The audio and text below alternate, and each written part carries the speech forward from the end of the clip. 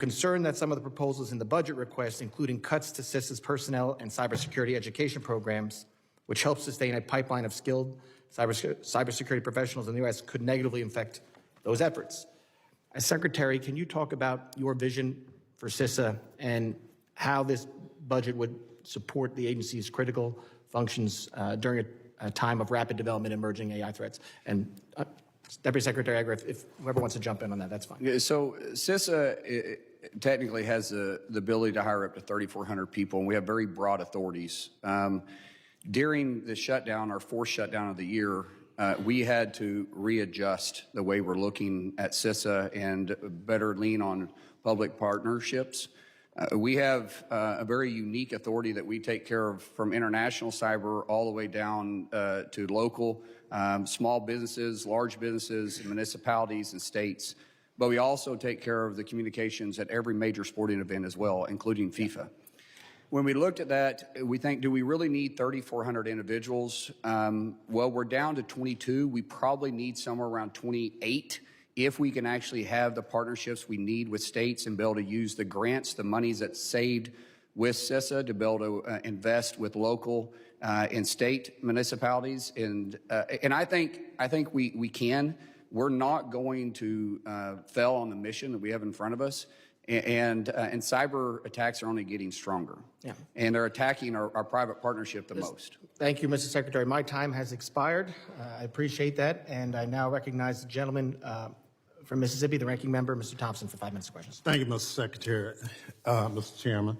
Mr. Secretary, while Americans struggle to pay for gas and groceries, President Trump and his allies are constantly enriching themselves off taxpayer-funded contracts. Under then Secretary Kristi Noem, DHS authorized contracts totaling billions of dollars for luxury jets, self-promotional ads featuring horses, recruiting campaigns seeking white nationalists, vehicles wrapped in ICE logo that currently sit idle, massive industrial warehouses to detain human beings. As all of those contracts went to companies with ties to former Secretary Kristi Noem's, her special government employee, Corey Lewandowski, President Trump, and Republican donors. In March, the White House confirmed that companies complained that Corey Lewandowski tried to shake them down in return for DHS contracts, just like Tom Homan and his restaurant takeout bag of cash. Secretary Mullin, have you canceled or modified any of the corrupt DHS contracts signed by Secretary Noem? Ranking Member Thompson, I wish we could just ask questions without you injecting your personal opinions and things. I'm not here to talk about Corey and Kristi, first of all. We do have some IG investigations. I'm not sure what they're about. They haven't shared with me, but we do have some stuff going on. But they were happening before I got there. But when you start saying campaigns by hiring white nationalists, that's racism. You have no proof on that. That's just your words that you want to throw out. And racism is very dangerous. And we should all know that. We should all respect that. But that's dangerous language that you use there. Reclaiming my time. There's no question about the contracts. We know warehouses have been bought for 2-3 times their appraised value. It's in the public record. There are a lot of other things. A $200 million public ad featuring horses, the secretary riding horses. That's grifting. That's wasting money that could go on the core mission of the agency. But obviously, you don't see any problem with that. No, that's not true. We are looking at the contracts that weren't already signed, and we did go through and cancel most of those. Well, that's the question that I asked. But I was talking specifically about your dangerous language of saying white nationalists. Well, that's a dangerous language, and you should apologize for that. Itself.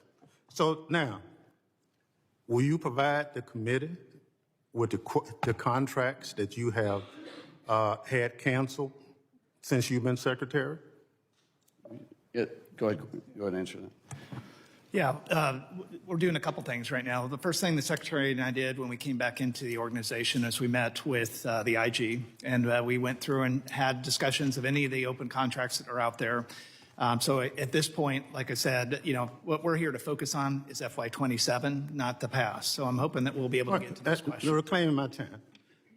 If you know something is done wrong, then I think you are obligated to stop it. I absolutely think so too, but I think you have to follow the process. The IG is the person that No, will go not through the IG. evaluation of that. The IG is based on a complaint. A number of complaints have come directly to the agency. We have, on the contracts, we stopped the contracts moving forward on some of the stuff that wasn't already signed.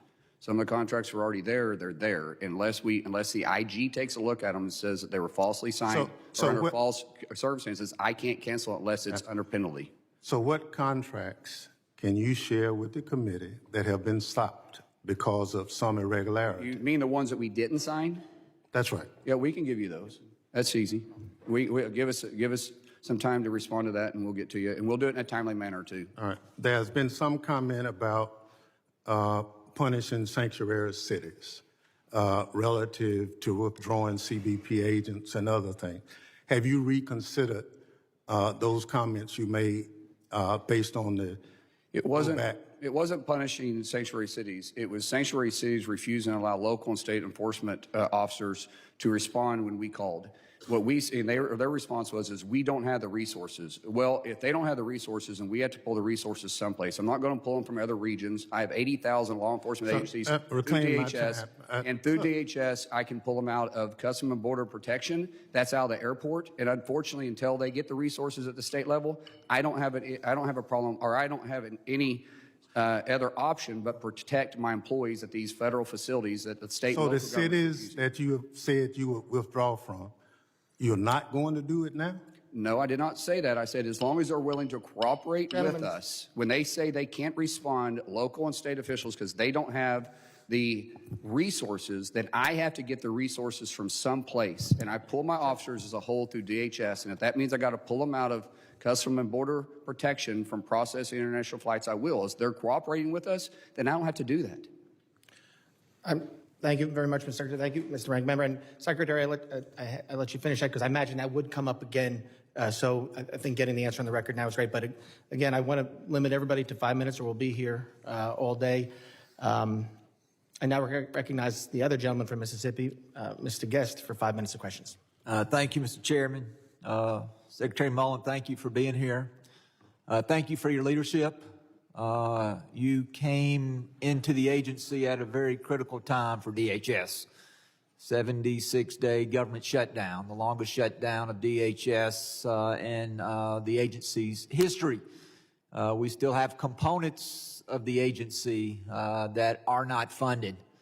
You mentioned about some of the major events that you will be helping secure. The 11 different sites for the FIFA World Cup games across the United States, which will start next week. America 250, the preparation for the Olympics in 2028. And so I personally want to thank you and your team for your service. The ranking member mentioned in his opening statement, he said that under this administration that we have set a low bar at the Department of Homeland Security for the secretaries running that. I will tell you that I am proud to have you serving in that position. If we want to talk about a low bar, let's go back under the Biden-Harris administration. Let's talk about Secretary Mayorkas. Under his leadership, 10+ million illegal immigrants flooded across our southern border. Children, hundreds of thousands of children were under his administration. In 1 month, there were 300,000 illegal immigrants who flooded into our country. And so you want to look at what you have done in a short period of time, and your predecessor, I want to thank you for that. I want to thank you for the fact that you have changed the direction of that agency. And I want to thank you for standing up for the men and women, the law enforcement, the first responders who serve under you. Now, Mr. Secretary, you again inherited a difficult situation. And I want to ask you, as it relates to that, talk to us a little bit about the impact that the Democrat shutdown has had on your ability to protect the homeland. And also talk a little bit about the impact that it has had on the men and women who serve under your leadership. The impact it's had on morale, on retention, on hiring of additional agents to backfill positions that are currently vacant. So would you please share with the committee some of the challenges that you are facing with these critical events ahead and the fact that you are still not fully funded and we are asking you to do more with less? Thank you so much for that question, Congressman. It's been very difficult. When I walked into the building, we had been shut down for the 4th time, and I had a tremendous amount of employees that had the spirit of, hey, we'll work for free because we have the greatest mission in the world, and that's protect the homeland. The problem is not everybody has that mindset. Some people also have to have the ability to get to and from work. So often the left want to talk about the ones that are underpaid, but yet they refuse to pay the people that are actually showing up and protecting their backyard, their states, and our country. And it's hard. We lost just under 8% of our total our total workforce through those 4 shutdowns. And when you start trying to recruit the brightest and the best to come work for you and say, oh, by the way, we may be shut down again because people on this same committee here is already starting to threaten to shut us down again September 30th, and you're going to go without pay again, by the way, how are you going to get people to come work for you? And it's not that people aren't willing to. We got, as I said, I feel completely honored by simply walking in the building and realize I'm surrounded by the best government employees in the country because they're still there, they're still working, and they're true patriots. But it's tough. Morale gets low when their spouses are upset that they're still having to drive to work because out there at St. Elizabeth, there's not a metro stop. There's not a bus stop right there. Everybody there has to commute. And so it gets very expensive at points, and yet we're expecting them to continue to show up. And all they're doing is enforcing our nation's laws. I don't pick and choose which law we're going to enforce. We're enforcing the laws that Congress passed and put within our authority to do so. And our employees are still doing it. So yes, it's difficult to retain people. It's hard to recruit people, but we still have people showing up and working every day. I'll use this quick statistic. United States Coast Guard has over 90% retention. And during this last year was the first time we've dropped below 90% in retention because of them going without pay and in recent history. If that tells you anything, that's a staggering statistic. Thank you, Mr. Chairman. I yield back. Gentleman yields back. I now recognize the gentleman from California, Mr. Correa, for 5 minutes. Thank you, Mr. Chairman. Welcome, gentlemen. President Trump got elected, promised to deport the worst of the worst. I'm from California, a sanctuary state, from Orange County, who follows the laws of a sanctuary state. So, picture here, we do have a lot of exceptions, meaning we do call ICE when we have the worst of the worst. We call you when we're about to release them. I'm going to show you also a statistic from Sheriff Don Barnes, who Mr. Troy Edgar knows very well. In 2025, we called ICE 323 times, 52 times, didn't show up to pick up the worst of the worst. I showed these statistics through your predecessor, and today you're doing better. Only 6 were not picked up. But that's 6, the worst of the worst, that you still haven't picked up. Manpower, it's an issue, yeah. But right now you're focusing on 70% of the people you're picking up don't have a criminal record. So I'd advise you, let those folks that are actually working and paying taxes continue to work and focus on the worst of the worst. If you want to help me, Mr. Secretary, keep Main Street safe, I'm going to ask you to do me a favor. I need your help. DACA recipients, those folks that have brought here to this country, little boys, little girls, I have 2 of them that are police officers. Their DACA permits expired. They had to be dismissed by local police agencies. I wrote you this letter, sir, asking me to please help me renew those DACA permits. I think you're working on one, but there's a whole lot more folks out there that need to have the DACA renewals renewed on a timely basis. Can I ask you to please help me with that? I wrote you this letter. Can we work on this? Absolutely. We'd love to help with this, but as you know, Congressman, the fastest way to actually fix this DACA issue is for Congress to actually pass legislation to fix it. With all due respect, sir, you cut USCIS. This is a fee-based program. Well, all you have to do is the fees that are paid go to DACA renewals. Let's work on that. Well, I'll work with you on it, but it has to And be even on the a case. President Trump, I believe, supports this. So let's work on this. Congressman, I will work on it, but I will still go back. The fastest way to fix this problem is for Congress to pass something on this. We've been talking. How long have you been Sir, in Congress, and how long have I been? I was in Congress. This is an now issue. The 15 last years. time we did This issue came up immigration multiple reform, times. Ronald Reagan was president. But DACA, we can do this like overnight. Not help me pass. Help me get these renewals actually, of these permits. Congressman, If I that's can not- move to the next issue, sir, it's very important. Congressman, you just said something that's not accurate. I cannot fix this unilaterally by myself. Yes, I you have can. limitations. No, Just I do help not. me I have limitations. Renew these permits on a timely basis. We are going through those permits just like we look at every other visa application. There's a lot These of are vetting that police didn't take officers place. on Main Street, sir. Not all Help of them me are. keep Main Streets. Not all of them are. These And two we're are, vetting. sir. I'll And look there's a at- whole that's lot what I'm more, saying. sir. The case by case one's fine. We can go through it. As a whole, Let's I'm not going to wave discuss a it. magic wand and just fix them all because we're You vetting have each that one. magic wand. That's your job, So does sir. Congress, and they can fix this issue by legislation, and you guys can choose what you want me to enforce in that. You're asking me to do a job that Congress isn't willing to do. Let me talk about American citizens, sir. I'm going to ask you the same question I asked your predecessor. Am I going to have to tell my children at home to carry an American passport with them when they're out in the street? Congressman, I'm from Indian country. I'm from Indian country, and we got a lot of brown people around there too. I'm Cherokee. No, I'm not And talking we're not about. doing that. No, but Look, it is. It's the same Renee, thing that you're saying. Renee that. Good and Alex Preddy, we're not brown. Oh my God. Okay. But why are we you have saying they American gotta carry a citizens being passport? arrested right now by ICE, American citizens that are actually being deported, American citizens getting roughed up. I see this every day, sir. Look, So is my your ICE officers agents. My ICE have a agents are badge, being they have a hit gun, and being and hit they and have having federal rocks thrown at power, them. sir. Yeah. They have to respect Americans. Forget about Yeah. undocumented. Let's talk American citizens. Let's talk about that. What can we do to protect the rights of American citizens? How can we protect? We can protect the rights of American citizens all day long. They don't have the right to assault my officers. They They're don't have not, the right if to you're driving impede by my officers taking from doing their pictures job. of a situation, that's their First Amendment right. To impede a federal officer from doing their No, job? if you impede, you take them in, but if they're To driving assault by. to assault One my final officers? question, my 9 seconds, sir. Making accusations that Are aren't you true. keeping a database of American citizens?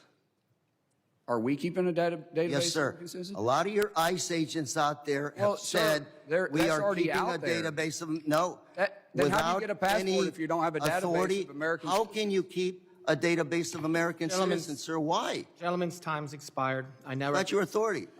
recognize the gentleman from Florida, Mr. Jimenez, for 5 minutes of questions.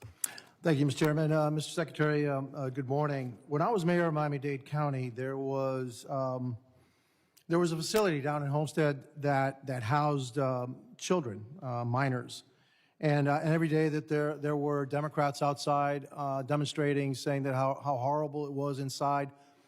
Former Senator Kamala Harris, my predecessor, a lot of other ones were out there yelling, screaming how bad it was. So I decided as mayor of Miami-Dade County, I was actually going to go in and check it out because it was in my jurisdiction. So I checked it out. There's nothing wrong in there. What they were doing, they were teaching those children how to speak English. They were giving 3 square meals. They were in a dorm setting with a supervisor, with a chaperone. And then there was a bank of people that were actually calling around the country to find sponsors for these children. And the reason the children were there is because you can't house children in a detention center where adults are. That's why they were separated. But you know what they weren't? They weren't lost. You said we had 340,000 lost children under the Biden administration? That is correct. That's a rough number because that's the best we can identify for sure, but that number we expect could go much higher. Much higher than 340,000 lost children. And so the Democrats on the other side of the aisle here, They're yelling and screaming because the Trump administration separated them because they had to separate them, but actually found them sponsors, didn't lose them. And yet the Biden administration under Mayorkas lost over 340,000 children. Let me clarify this too. We do not separate families. If families want to stay together, we have a detention center in Texas where we put family units. The only time that happens is when we ask the parent if they want the child to be deported with them or not. Some parents choose not to because they want their children to stay in the U.S. And then we have to find sponsors. But the difference was when they were separated, we found sponsors. That's right. The Biden administration just lost them. And a lot of them are probably being sex trafficked or they're being used for slave labor, et cetera. Would you agree with that? I would. Unfortunately, we had that suspicion because the ones we have found, they were actually where they said the person who picked them up at the border was. We had to track them. The ones we can't find, there's a reason why they're off the grid. And it's very, very concerning. HSI is spending a tremendous amount of resource, and ICE is spending a lot of resource on trying to locate these kids because it's vitally important. And they should never have been released the way they were on the border when they showed up like that. It's shameful and disgraceful. It is shameful. It's disgraceful. It's one of the worst things I've ever heard of, how we, the American government, can do that to children coming in and allow them to be abused. Now, my next question is this. Who finds them? What agency of yours finds them or is trying to find them? HSI and ICE is trying to find them. And ICE, the agency that my Democrats don't want to fund. Is that the one? Yeah, that's been defunded for quite some time, yes. The ones that are trying to find the children. It's ICE. Yes. Okay. Well, how much more money do you need so that we can actually focus on the still hundreds of thousands of children that are missing? Right. Is this part of this budget, or do you need additional funds for that? Well, we did have it in the budget. Unfortunately, it got stripped out, and the budget that was put forth that Congress originally passed in the House and then decided to flip their vote and vote against it, it made it difficult. So what we want to do is have continuous funding, which is why Reconciliation 2.0 is vitally important, because every time we have a lack in funding, we have a lack of investigations going forward because we're limited to what we can do. Will the reconciliation give you the money, the reconciliation package being looked at the Senate, will it give you the money to go find those children? It'll give us 3 years of continuous funding, which allows continuity between local and state officials. Keep in mind, we don't do all the research. We actually partner and give tools for IPO addresses that help find these sex trafficking rings, and we break them up every single day. But every time we have a lapse of funding, we have to relax those contracts. And most states, and especially small municipalities, do not have the resources to continue. And typically, we have agents that are actually assigned to those agencies that work side by side, and we have to recall them. And that's what disrupts the continuing. Mr. Secretary, this should be one of your top, if not your top priority, to find those children and get them away from the situation that they're at. It is one of the hardest missions we have, yet the most gratifying when we rescue these children out. And we're seeing a tremendous amount of kids coming in from this country that are being trafficked. One final point, I will agree with my colleague from California. I think you need to use your discretion a little bit more as to who is being deported, who's being arrested, et cetera. Let's go after the worst of the worst. To have six of the worst not being picked up, that needs to be rectified. So real quick on that, we have 48 hours, but just to respond to that, we have 48 hours from the time they're in custody to the time to pick them up. And time they're in custody, not the time we get called.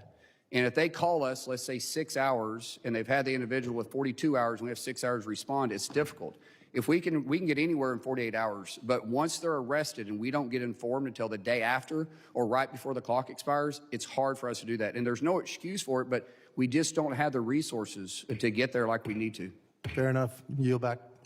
I recognize the gentleman from Michigan, Mr. Tanadar. 5 minutes. Thank you, Chairman, and thank you, Ranking Member, for having this hearing today. And thank you, Secretary Mullin, for your testimony. Secretary Mullin, for the past year and a half, the American people suffered under disastrous leadership of your predecessor, Cristino.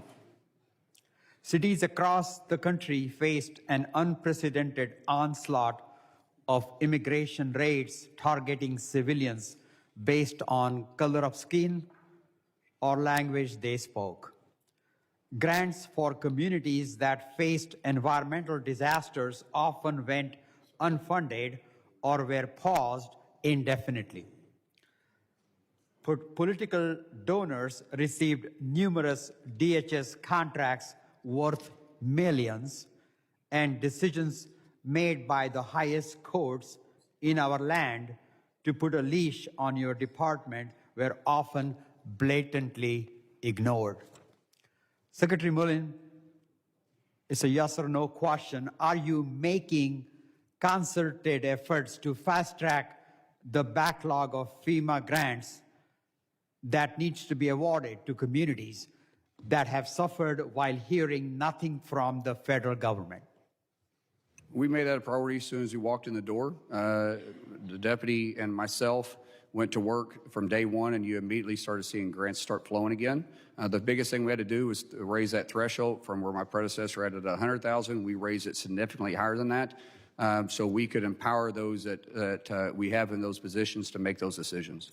How about contracts with companies that work with DHS agencies? I understand that you have quite an enormous amount of shares in companies that hold DHS contracts. Are you prioritizing giving contracts to companies you hold shares in, or to companies with political ties to your boss? That's not accurate. I had to sell every bit of stock I had before I was confirmed. So I have no stock. Secretary Mullin, I'm very concerned that your department is promoting white nationalist, anti-immigrant sentiments on official social media accounts. One post quotes a song embraced by neo-Nazis, and state law enforcement agencies have raised concerns that your post will motivate white supremacist violence. When will you stop DHS from using its social media accounts to spread bigoted and racist words and imagery promoting great replacement theory? It's interesting how you make those claims and give no facts, but yet your party's the one that's supporting the guy that's got a Nazi tattoo. I on his have the chest facts. and I have the vein. facts, sir. No, there is no facts. You throw out nationalism, Nazism, and that's exactly what causes the hatred and the violence that happens to our officers every single day.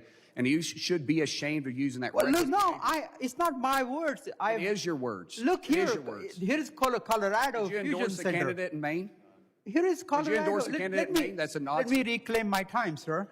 Colorado Fusion Center says ICE white nationalist messaging could lead to violence. There is just numerous reports. Who said that? Who said that? And what is they actually? This is Colorado Fusion Center. Yeah, tell me exactly what message you're talking about. Now, don't give me what some poll that is ran by the left is talking about. Let me specific let me details that reclaim you're my saying that time. DHS said. Yeah, you don't want to talk about it but you want to throw out racism all the time to my Mr. department. Secretary, Is it true? Mr. Secretary, we got numerous reports. I want to move quickly to ICE training. Under Kristi Noem, new ICE agents received 42 days of training rather than the standard 72 days to meet President Trump's demand. We saw the effects of this training shortage, with ICE agents often ignoring the rule of law, engaging in unprofessional behavior, and using unjustified force, including shooting and killing an American.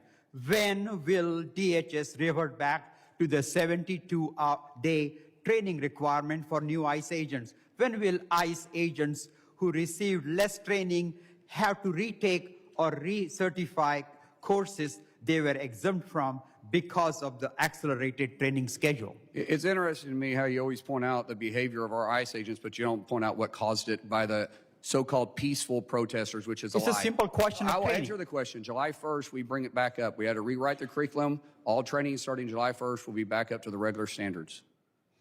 Secretary Mullin, can you promise the American people that the scenes we saw... Gentleman's time has expired. I now recognize the gentleman from Texas, Mr. McCall, for 5 minutes. Mr. Chairman, and thank you, Mr. Secretary, for your, in such a short period of time, your leadership you brought to the department. It's been really phenomenal. Getting the funding, working with members of Congress, your accessibility means a lot to us. And when you met with us privately to talk about the funding, you got it done. and we still have to get CBP and ICE, but it has allowed you to do a lot of things that I was concerned about as chairman of the Special Events Task Force with respect to FIFA, World Cup, and the 250th anniversary. As you know, while these are great entertainment, sporting games, are also they also provide a high threat environment. I also want to commend you when we spoke at Weapons of Mass Destruction Office, how quickly you were able to restore that and working with Congress. And I think that's the way it should be. So I just want to thank you at the outset for that. I want to see if you could maybe expand to the extent you can in this room, given the funding that came through, what you're able to do now to make sure these games are safe. My biggest concern are the drone threats, as we've seen, from Iran, Shahed drones, to Ukraine and Russia, that kind of attack here in the United States. I used to be. I know. Congressman, I want to say, first of all, thank you for your leadership in the WMD program. You see the threat there, and our conversation was very helpful, and your leadership on making sure that we were able to realign it and have the funding to do so is not unnoticed throughout all DHS, so thank you for that. Thank you. Drones are my biggest concern, too. We have spent a tremendous amount of ability and money to be able to be very offensive with drones, but on the counter drone measures, everybody's a little behind. I will tell you, all 11 of facilities do have counter drone equipment at the facilities. We have CBP that has 5 stadiums. United States Coast Guard has 2, FBS has 1, and FBI has 3. So we're well prepared for it. And we learned a couple of things lately too. At the F1 in Miami, we had 8 drones that entered the space that shouldn't be there. We were able to bring them down and find out where they came from and find the individuals or arrest them in some occasions. During the Augusta golf tournament, we had 12 that entered a no-fly zone. We were able to bring those down too. Every single day we improve, but that is a huge concern that we have within the stadium. I also have concerns outside the stadium in the Fan Fest area and the soft areas. That's outside security. The lone individual that's got this crazy mindset about him, maybe it's because of too much alcohol, maybe it's because of the temperature, maybe it's because his team lost, maybe because he's too excited, whatever it is. Those areas do concern me, but we have a lot of partnership with our local law enforcement that is going to be out there in that area to make it as hard as an area as it can to take the soft look away. Well, on cyber, I authorized CISA many years ago into law. The idea was to make it the civilian interface to the government, so the private sector to the federal government. There was a debate in Congress at the time about NSA taking this over. We didn't think that was the right place for this. They're offensive, and it's worked. And I think we've built up CISA's capabilities. I'm a little concerned. I just want to raise the issue. I know in the latest executive order on AI that the president is putting the Treasury Department in the spearhead role as the clearinghouse for that effort. And while I understand, FinCEN and the financial sector being threatened by a lot of cyber models out there, I just want to reiterate the intent of Congress was for DHS to be the point person, the point agency on this. So CISA interacts with just about every other agency out there. And when we started looking at the biggest threats that AI is used for, it is through financial gain. But there isn't a single agency that DHS doesn't have counter operations with. So why Treasury and Scott Bessett and I talk all the time, he is very capable. We are very comfortable with what's happening there with him leading in this area because we're partnering with CISA and our tools with the unique authority we have, and then he has separate authority. So we're because of the coordination, I think we're better prepared than just leaving it within DHS. Excellent. Thanks for that answer. Gentleman yields back. I now recognize the gentleman from Rhode Island, Mr. Magaziner, for 5 minutes of questions. Thank you, Chairman and Secretary. We understand that laws need to be enforced, but your department has a lot of discretion in how you enforce those laws. When raids or apprehensions are carried out at schools and parents are forcefully separated from their children as other children look on, it terrorizes those kids. When raids are carried out at hospitals, people's lives can be put in danger. When they're carried out in courthouses, people may be afraid to show up and offer testimony that could be needed to put bad guys behind bars. But under the Trump administration, there have been numerous examples of raids and apprehensions being carried out in these types of sensitive locations: churches, hospitals, schools, courthouses. Now, I recognize that most of this occurred under your predecessor, before your watch, when you stepped into the role. So now that you're in charge, will you direct the people under you to avoid operations in those kinds of sensitive locations? First of all, Congressman, I want to thank you for coming out to St. Elizabeth and visiting me. There's not too many members that make that drive, but I hope you got to see a dedicated workforce when you walked in that building and the professionalism that we do every single day on keeping the homeland safe. So when we start talking about sensitive areas, we're not actively patrolling or enforcing in sensitive areas. However, we do serve warrants in those areas, and these are going after the worst of the worst. When we go in there and we're serving the warrants at a hospital, or in fact, I don't think we've ever done it at a church. The only thing that's happened at church is the protester by Don Lemon.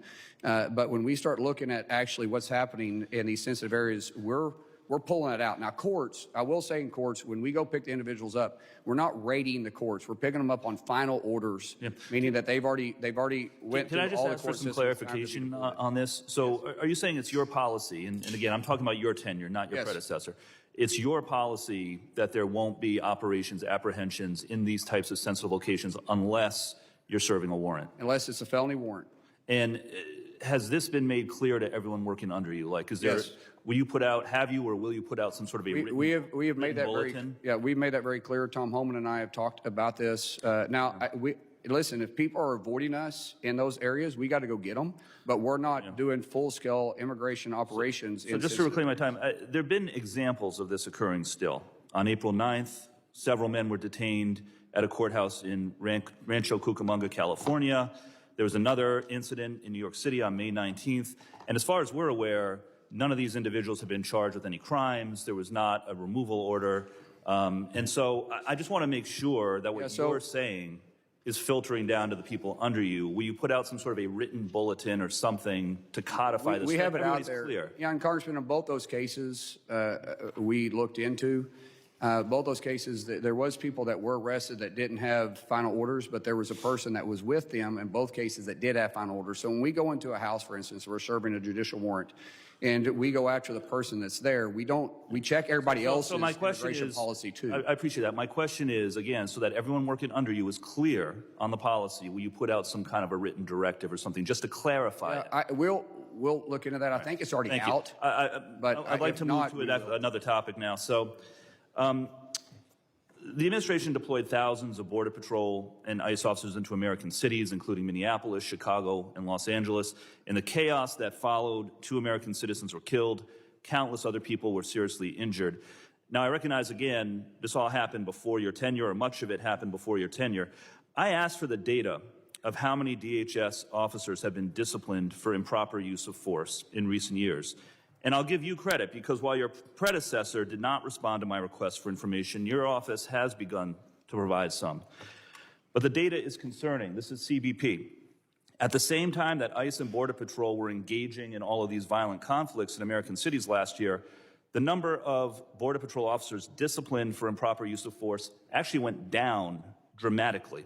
And in fact, that number 2 there is inflated because one of them was disciplined for failing to bring his firearm to work. The other was a workers' compensation issue, which I assume was misclassified. So can you explain this, and can you explain what you are going to do to ensure that those who do step over the line, those who do act inappropriately, will be held accountable, because this accountability did not exist under your predecessor? We hold everybody at the highest standard, and if you fail to meet that standard, we will hold you accountable. I'm glad to hear you say that, because that was not the case under your predecessor. And I think a part of your charge, part of the reason you're sitting here, by the way, is because your predecessor lost the trust of the American people. If you're trying to regain it, you need to show that there will be accountability, just like there is in any other law enforcement office agency in the country when someone does engage in improper use of force.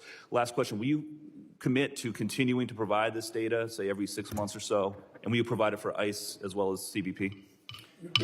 We'll provide it upon request. To say it every 6 months. We get inquiries from you guys constantly. Okay. And it is Still overwhelming. waiting on the ICE data. Will you provide the ICE But data? as we get requests on it, we'll try to get to it as fast as possible too. Gentlemen, thank you very much. Gentleman's time is expired. I now recognize gentleman from Texas, Mr. Pfluger, for 5 minutes of questions.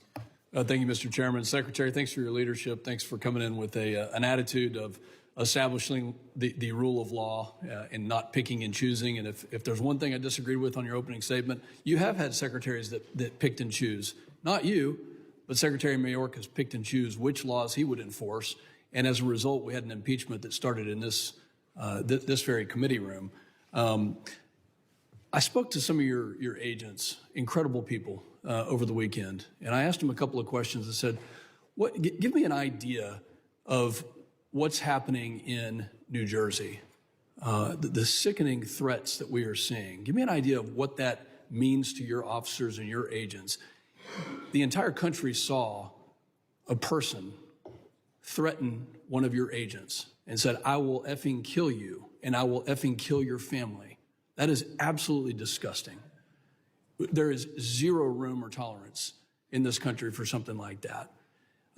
Your agents recommended that we work on enhancing the penalties for doxing, for intimidating, for threatening federal agents, including Customs and Border Protection agents. That's exactly what I'm going to do. And I want to ask my Democrat colleagues right here in this committee room right now, who wants to join me in legislation to enhance federal penalties for doxing, intimidating, or threatening federal agents? Who wants to join me? Will you include federal judges? No, Because I'll join you if you include federal judges. So, Mr. Goldman, Mr. Correa. And if you include elected officials, because all of us have gotten our families threatened as well. The gentleman will suspend. I'm happy to join you on that. Gentleman will suspend. This is your time. Questions are directed at the secretary. Please continue. Thank you, Mr. Chairman. Mr. Secretary, we're going to work in a bipartisan manner to protect your agents. And you just heard it from my colleague, Mr. Goldman, and you heard it from my colleague, Mr. Correa. We're going to work in a bipartisan manner to protect your agents, to make sure that that never happens again, and those penalties are enhanced as much as humanly possible.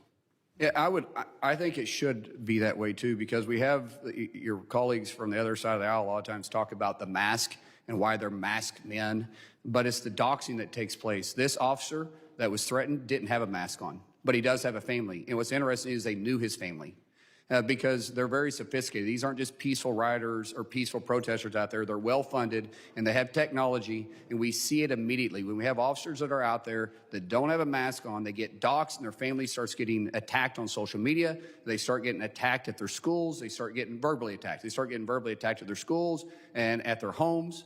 And so it should be, if we want to eliminate the officers from having to wear a mask, then increase the penalties. And we should all agree with, if they dox them, they threaten them in any way whatsoever, it should be a very stiff penalty to get all their attention. And then those that are funding the protest should also be held accountable the same way. We're going to work on that. You have my commitment. Now we have a bipartisan agreement to do that. Let me ask you the same exact question that I asked Secretary Mayorkas when he was sitting here. And I said to him, are there people who match the terror watch list that have been let into the United States? And if so, is the Department of Homeland Security trying to do something about it, to extract them, to find them, to prosecute them, to get them out of our country, to keep our country safe? So I'll ask you that question. Every single week, we're arresting terrorists either coming across our border or that's already in this country. What's interesting to us is one of the ways we're able to find these terrorists that's on the terrorist watch list that was let in under probation with our previous administration is when they're coming back flying from this terrorist country that they came from to begin with. What they'll do is they leave the United States, they go into Canada, they fly out of Canada, and then because of the relationship we have with them, we'll recognize when they come in and land, they'll either arrest them or we'll track them until they cross the border, and we'll arrest them at the border. But every single week, we're arresting terrorists that are in and into this country, and we've seen a dangerous tick up in Iran right now. It only took a change of our administration to get the correct answer on that, and I thank you for that. Because President Trump every single day is focusing on making America safe and great again. I appreciate that, Secretary, and I believe you, and we know that you're doing everything you possibly can, and your agents are as well. Last question for you. It's been talked about with CISA, and just want to kind of get an understanding. to make sure that CISA is it is definitely the central authority when it comes to the coordination, whether it's Treasury or anybody else, because there were some concerning things that we heard. Last 15 seconds to you. So we coordinate with Treasury, but we coordinate with all the agencies along the way. And CISA, as I said, has very unique authority.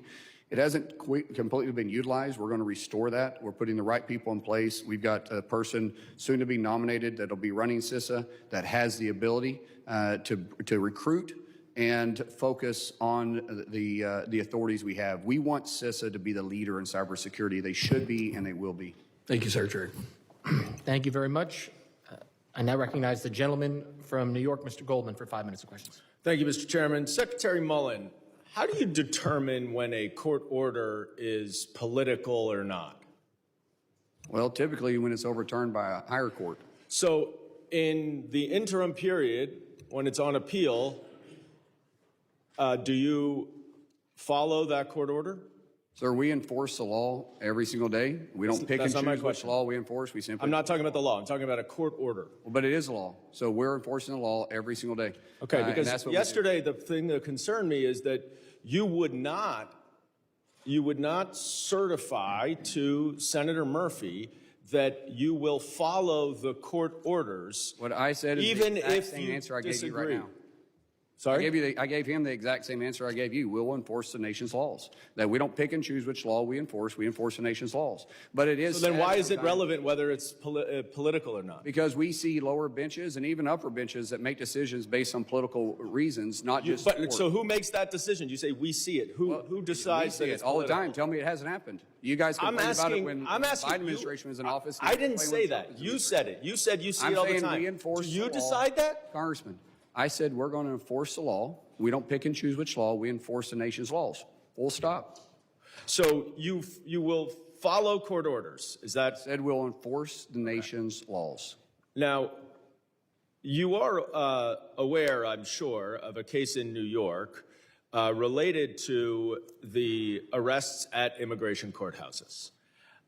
In March, the U.S. Attorney for the Southern District of New York wrote an extraordinary letter to a judge accusing an ICE lawyer of concealing a memo from both the U.S. Attorney's Office and the judge. And that memo specifically undermined the policy that ICE was using to arrest immigrants at immigration courthouses. You're familiar with that? I'm actually not. You're not? Okay. Well, that is what happened. It's a little disappointing to me that you're not familiar with that. I don't know the number of cases we have that could we get sued. Well, this is the question, though. So. I worked in the Department of Justice for 10 years. I've never seen a letter like that where a representation by a government agency to a court that another government agency actively concealed a memo that ultimately changed the decision. Has there been any disciplinary action taken on that ICE agency lawyer? I'm not familiar with the case. I already said that. Well, that's disappointing to me because we get hundreds. You get hundreds, but I trust you. You do not get letters like this to courts from the U.S. Attorney's Office accusing their own government colleague in a different agency of concealing a memo. And now the problem is, I would have to see it before I take your full. That's fine. You should also look at the judge's order, where he then prohibited any arrests at immigration courthouses at the 3 federal buildings in New York City. Are you aware of that? I don't believe he has the authority to do that. Because when they're on final order, you don't think he has the authority to do that? When they're on final order, we pick them up after the court case. That's law. So where are we supposed to arrest them if they're on final order and it gets denied? Sir, they're not going for a final order of removal. They are going for their asylum case. You just said a blanket statement. You didn't give preference to it. I said if it's a final order. You said they're not supposed to arrest any. That's what you just said. At immigration courthouses. If they're on final order of removal and they filed their last appeal, then we have the right to pick them up and deport them. That never happens. Never. No appeal ever happens at a courtroom in immigration court. Okay? What happens every day and thousands of times against your own policy is that people who are here lawfully seeking lawful status go to court because they're required to do so. And then they come out of court and they're snatched by your ICE officers. They're arrested. They're sent to Delaney Hall. They're sent to the MDC. They are not the worst of the worst. They have no records. And you know how we have no record? They have no records? Because those two facilities are low security. They are not allowed to go there if they have serious criminal convictions. Delaney Hall has I didn't ask a question. I didn't ask a question, You made an sir. accusation. I You said reclaim my time. 666 people that's in Delaney Hall, 228 are serious I reclaim felons. my time. I would like extra time, please. So the problem is that they are being arrested without a final order of removal. Judge Castell, a Bush appointee, I don't know if that matters in the political calculation, has ordered that to be stopped. Are you going to stop that same process outside of New York City because it applies equally every single place in this country? The gentleman's time has expired, and I will remind, the gentleman's time has expired. I will remind the witness that when this is the member's time, when they reclaim it, please allow them to move on. I am trying to hold everybody to the 5 minutes. I'm letting him try to answer when these are important, because these are important questions, everyone. I'm trying to let him answer, but I will still keep order here. So witnesses, when the time is reclaimed, please allow the member to continue. Their time is limited to 5 minutes. It's a simple question. Can he answer it? No, your time's now expired, and I will recognize the gentleman from... Way to run interference. No, your time was limited to 5 minutes, and you started with the statement. I will now recognize the gentleman from Oklahoma, Mr. Burkeen, for 5 minutes of questions.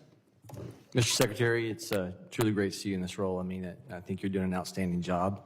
I hope that the exchange between Representative Magaziner, Democrat from Rhode Island, I thought that was a really great exchange between the two of you. He paid you a huge compliment, and you paid him a compliment. And you've shown that, you know, the way that even you started this was you didn't go on script, and that's your strength. You straight talk. And then there's also the ability to reason together. And so I just want to commend you for the tenor that you're bringing before this. And I thought his comment and his compliment to you was well deserved. Because we're going to talk about the budget, and that's why people came here, was to hear you speak. And because of the way that the One Big Beautiful Bill was fashioned on border wall construction, and you know, as someone that was in the House and the Senate, how important it is under President Trump's tenure to make sure that the physical barriers, I want to give you a chance to talk about that and kind of the progress on that for, you know, concerns for this committee. And I'll transition to something else, and I know the people want to hear you. Yeah, so on the border wall, first of all, we are on track to have the primary wall done, completed from the Pacific to Gulf of America this time next year. We'll have all contracts out by the end of this month. We're having great progress. Now, the primary wall is not the secondary wall. The primary wall is the first wall up because of the way the cartels adjust and their criminals and their thugs and their terrorists. We have to push out a secondary wall because they've been going in and cutting the wall. And before we can respond to some of these remote areas, they've been able to get through, because every mile we put up, the bigger or the smaller the choke point gets for criminals across. But we see that, so we're putting 150 foot, some places, sometimes it's smaller than that, for a secondary wall that they got to go over, plus a smart wall, which will tell us approximately how many people are there, if they're carrying a pack, if they're not carrying a pack. The smart wall is pretty impressive, and we can put a drone in the sky and immediately keep eyes on them. So we're well within track. The secondary wall, we feel like if we can continue to have the progress we have and the partnerships we're having, we will probably complete that the summer of 28. And so all of it will be fully completed. Now, weather can play a role in that, but that's being pretty generous with time. I think your construction background is going to be paramount. I have made some trips, and we've been able to look over that wall. Flew over a tremendous amount of it. We have some Democrat members that's had some concerns, some Democrat senators, congressmen, every one of them we try to address immediately. President Trump's safety. If you could talk about it, the things that, you know, we've seen, the multiple attempts attack against him, your role over Secret Service. Secret Service does a phenomenal job, and they're understaffed. We need to hire about 860 agents right now. President Trump, unfortunately, assassination attempts on him have become normal. And it's sad. It doesn't seem like it phases him. He's laser focused on his job. He trusts the Secret Service. I trust the Secret Service. They're the ones that protect me every single day. They are phenomenal people, but they're working around the clock. I just want to point something out. The reason why it's so important to continue funding and keep it pushing forward. In 2028, we're going to have the busiest year for Secret Service in the history of the Secret Service. And just to keep in mind, we're going to have a tremendous amount of governments that's going to be visiting during the Olympics. We're going to have an election year coming up. There's a real possibility we could have 3 presidential details and 3 VP details, and possibly more than that, because if they require us to do it before the convention, it could stretch us thin. That's Secret Service's responsibility to do that. Plus all the dignitaries that's coming in from out of the country. Secret Service provides service for that. And just about every one of these major events, even though DHS has the overall view of it. When you start taking Freedom 250, you start taking the FIFA games, you look at what's going on in the Olympics, the SEER rating, that is the rating of seriousness of protection, needs to be there. That's all ran by Secret Service. Now, we partner with them, but they are stretched thin. And we're going to have to plus their budget up significantly to be able to allow them to meet that threat coming towards us. And given 30 seconds, regarding the task force that was set up about trying to find more greater means for efficiency with FEMA, as someone who's from Oklahoma, who readily knows how Oklahoma is often impacted by weather events, you got about 10, 15 seconds here. Anything you can tell us about the progress of that task force? Yeah, we're going to have to restructure the way FEMA operates and push it closer to the states. The dollars that get to the states, they can do it cheaper and more efficient and faster than FEMA could ever do. FEMA was never designed to be the first in and last out. They were there to support the state and the local community on their bad day. Gentleman yields back. I now recognize the gentlelady from Illinois, Ms. Ramirez, for 5 minutes of questions. Thank you, Chairman. I appreciate it. Secretary Mullin, you have been now in office for 71 days. And you've been in this new role in 71 days of your watch. And I'll be honest with you, my office is getting more of the same. As you can see in the posters, I'm not going to go into details here because I want to really focus on questions with you. So my questions are going to be yes or no, because I want to be able to go through a list of them. First one, Secretary, as a former member of the House and Senate, are you clear that members of Congress have statutory oversight authority over federally funded detention facilities? Yes or no? I do, with proper notice. Yes. When we're in a The answer is shutdown, yes. it I'm takes move a on little to the bit next more one. time. I'm sorry. And all of us shut down I'm reclaiming my time. I'm going to go to the second question here. Yes or no? Given that Senator Andy Kim was acting within his statutory oversight authority at Delaney Hall, would you retract your comments that a senator probably shouldn't have been there? Yes or no? Would you retract them? Andy Kim and I have visited multiple Yes times. or There is no, no yes or no on Secretary? that. If you don't, I can sit I'd right like here to and not reclaim answer my any of your time. questions if it's going to Chairman, be yes or I'm no, reclaiming my because time there's a again. backstory Thank you. behind that Andy Reclaiming Kim my and I time. talked multiple times, and we let him in Chairman? the center that day. Thank you. These I want to yes go or on no to the questions, next one. Chairman. Chairman, You can't. Chairman, These aren't yes. I am the member. Suspend. I'm glad. I agree. Somebody we need to elected stop. you. We need to stop. We need to stop the clock. I said suspend. I said suspend. Okay. Again, the members are entitled to ask questions. The witness is entitled to answer them. He is here voluntarily. The members are entitled to ask their question. They cannot limit his answer. If they say yes or no, and it's not a yes or no question, they want to Chairman, if he's unwilling to answer, we're reclaiming and we're moving on. Yeah, that's fine. You can reclaim your time. That's fine. But do not. You get to ask the question. The witness gets to answer it. You do not get to tell him. I reclaim how to it. Does he answer. stop speaking? It's still suspended. Okay, but this is for everyone. This is for everyone, not just you. Again, we can add because you did add I think 10 more seconds back onto the clock. It's more like 20. 10 more seconds back onto the clock. So we're going back to another question. Let's get it. Let me know Let's when we're get ready. everything set, and then I will let everything start again. 346, please.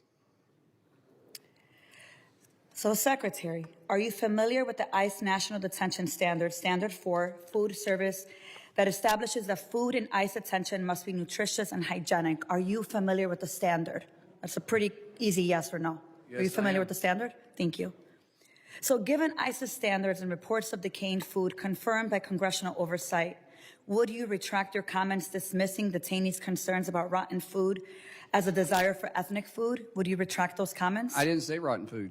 I said they wanted ethnic correct food, and I said this isn't a Holiday Inn. We're not providing that, but So we you're did not release a retracting- menu. And if you saw time, if you look time to look at the So menu, you're not you can see it's retracting pretty your good comments? food. Okay.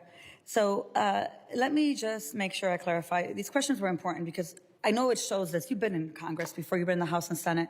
You understand the separation of powers. You know Congress's role. You understand that there are rules and standards that you're required to follow. You've been saying this in the last 45 minutes we've been here. And still, you're disregarding what we know, which is that you're doing the same thing that your president and Miller want you to do, which is spew this garbage that makes immigrants criminals and that creates the standards and conditions for even children in detention to be living in inhumane conditions. You know what I call that? I call that being a tool. And let me tell you the impact of these actions.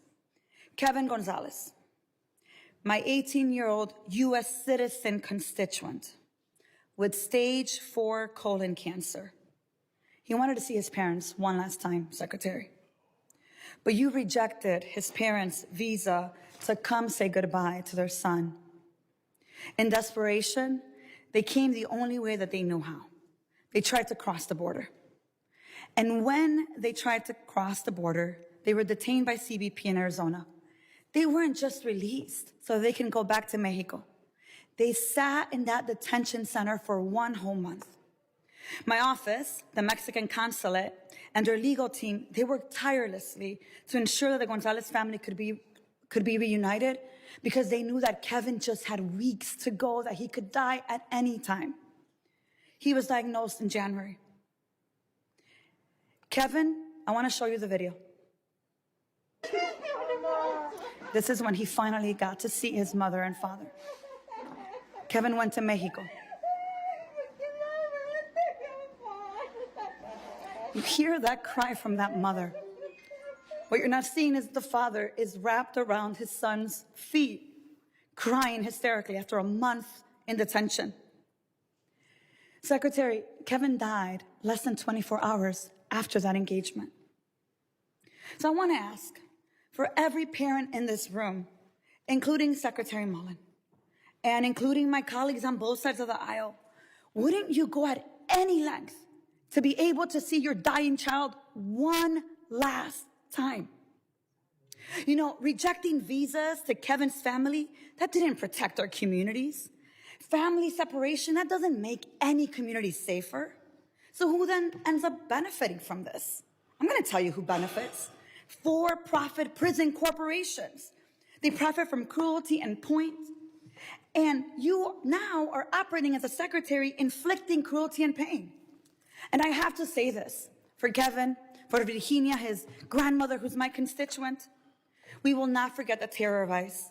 And we will not forget what DHS continues to do, even under your watch. We know that a better world is possible. We need something new, and that means, I will say it loudly so that you could go ahead and quote it if you need to. We need to abolish ICE, and we need to dismantle DHS. And like I told your predecessor, Secretary, I wouldn't get comfortable because you have to be held accountable. With that, I yield back.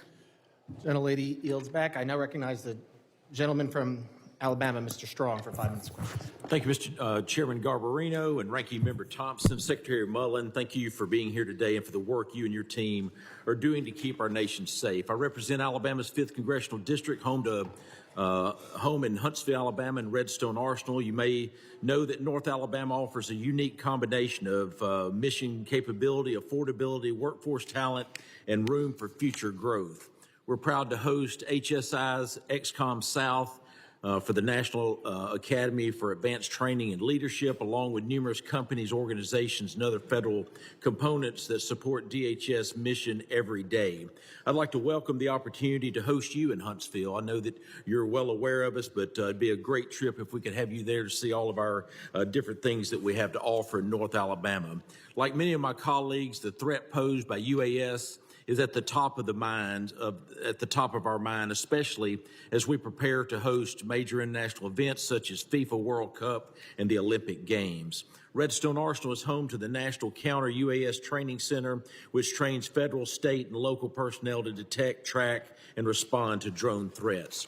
The center is playing a critical role in preparing law enforcement partners ahead of the World Cup and other major national events. Secretary Mullin, can you discuss the role the National Counter UAS Training Center is playing in DHS's broader counter-drone strategy? And do you believe we are making the investment and building the partnerships necessary to stay ahead of emerging UAS threats? Thank you for the question. I'm actually going to be there at the facility on Friday with Katie Britt. Understand you can't make it because you got duties here in Congress. I think we're trying to make Huntsville too. We're going to reschedule it to where you can be there because Alabama is leading in this area.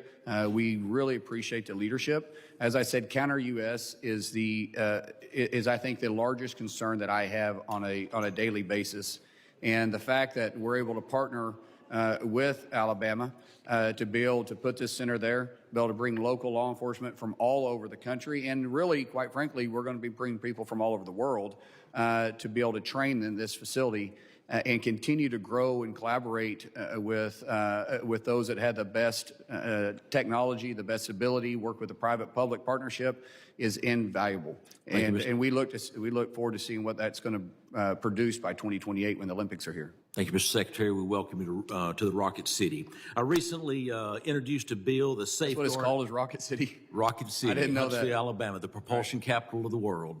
I recently introduced a bill, the Safeguard Act, to mandate that revenue collected through TSA's 9/11 passenger security fee be dedicated to bolstering aviation and airport security. Can you speak to the importance of investing in security technology and what it would mean if Congress could end the diversion of these fees when it expires next year? Right now, we're looking at rolling out new programs with TSA. TSA has, they touch more Americans and more people on a daily basis than any other government agency. And the top 20 or the top 10 of the top 20 airports that operate within the United States is actually privately ran TSA agents where we reimburse them for. But we only reimburse them for personnel. What we're doing now is we're going to roll that out even farther and partner with public companies, private companies, to be able to bring in technology and have it run smoothly without decreasing our security, but increasing our security. There's a lot of technology that's out there that we're just not utilizing. We feel like when we really bring in the private sector, we'll be able to expand and be ready. Once again, we have 5 to 7 million visitors coming in for FIFA. We're going to have more than that in 2028 during the Olympics, and we need that process to continue to move without interruption. I believe that it's about $5.50 per direct flight going anywhere. And what I want to do is get that money, just like you've said, where it's doing great things for safety. Switching gears, I want to commend DHS and the administration for their continued focus on strengthening operations and addressing the challenges along the southern border. Given the scale and the complexity of ongoing border security efforts, does DHS currently have the internal expertise and operational capacity needed to execute its large-scale initiatives on time? Are you specifically talking about the wall?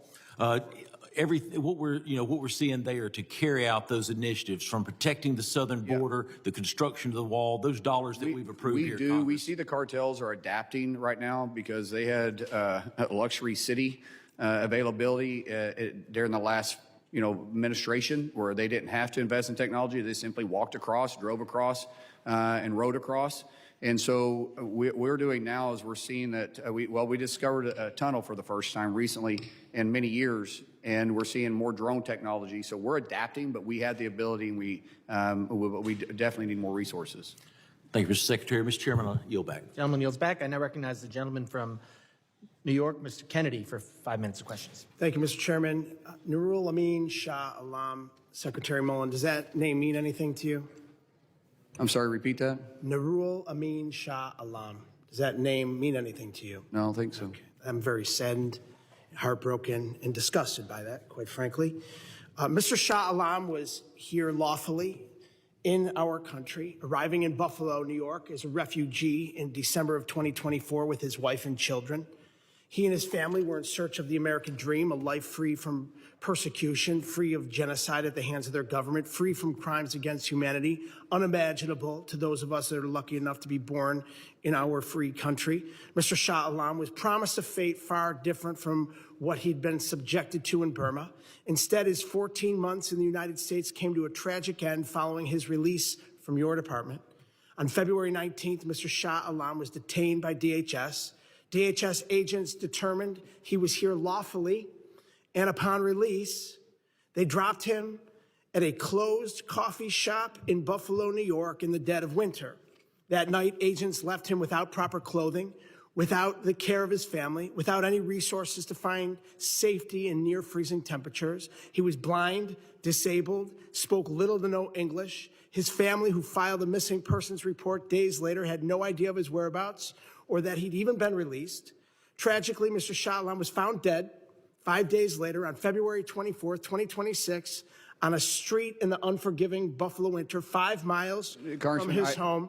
I just want to say that I am familiar with this case. His death was caused by a stress ulcer, dehydration, and hypothermia, and it's been ruled a homicide. In the days following his passing, DHS claimed Mr. Shah Alam was dropped at a warm, safe location. DHS said he showed no signs of distress, mobility issues, or disabilities requiring special assistance. So, Mr. Secretary, yes or no, would you say that someone who's blind, has severe mobility issues, and who speaks a specific non-English dialect generally requires special assistance?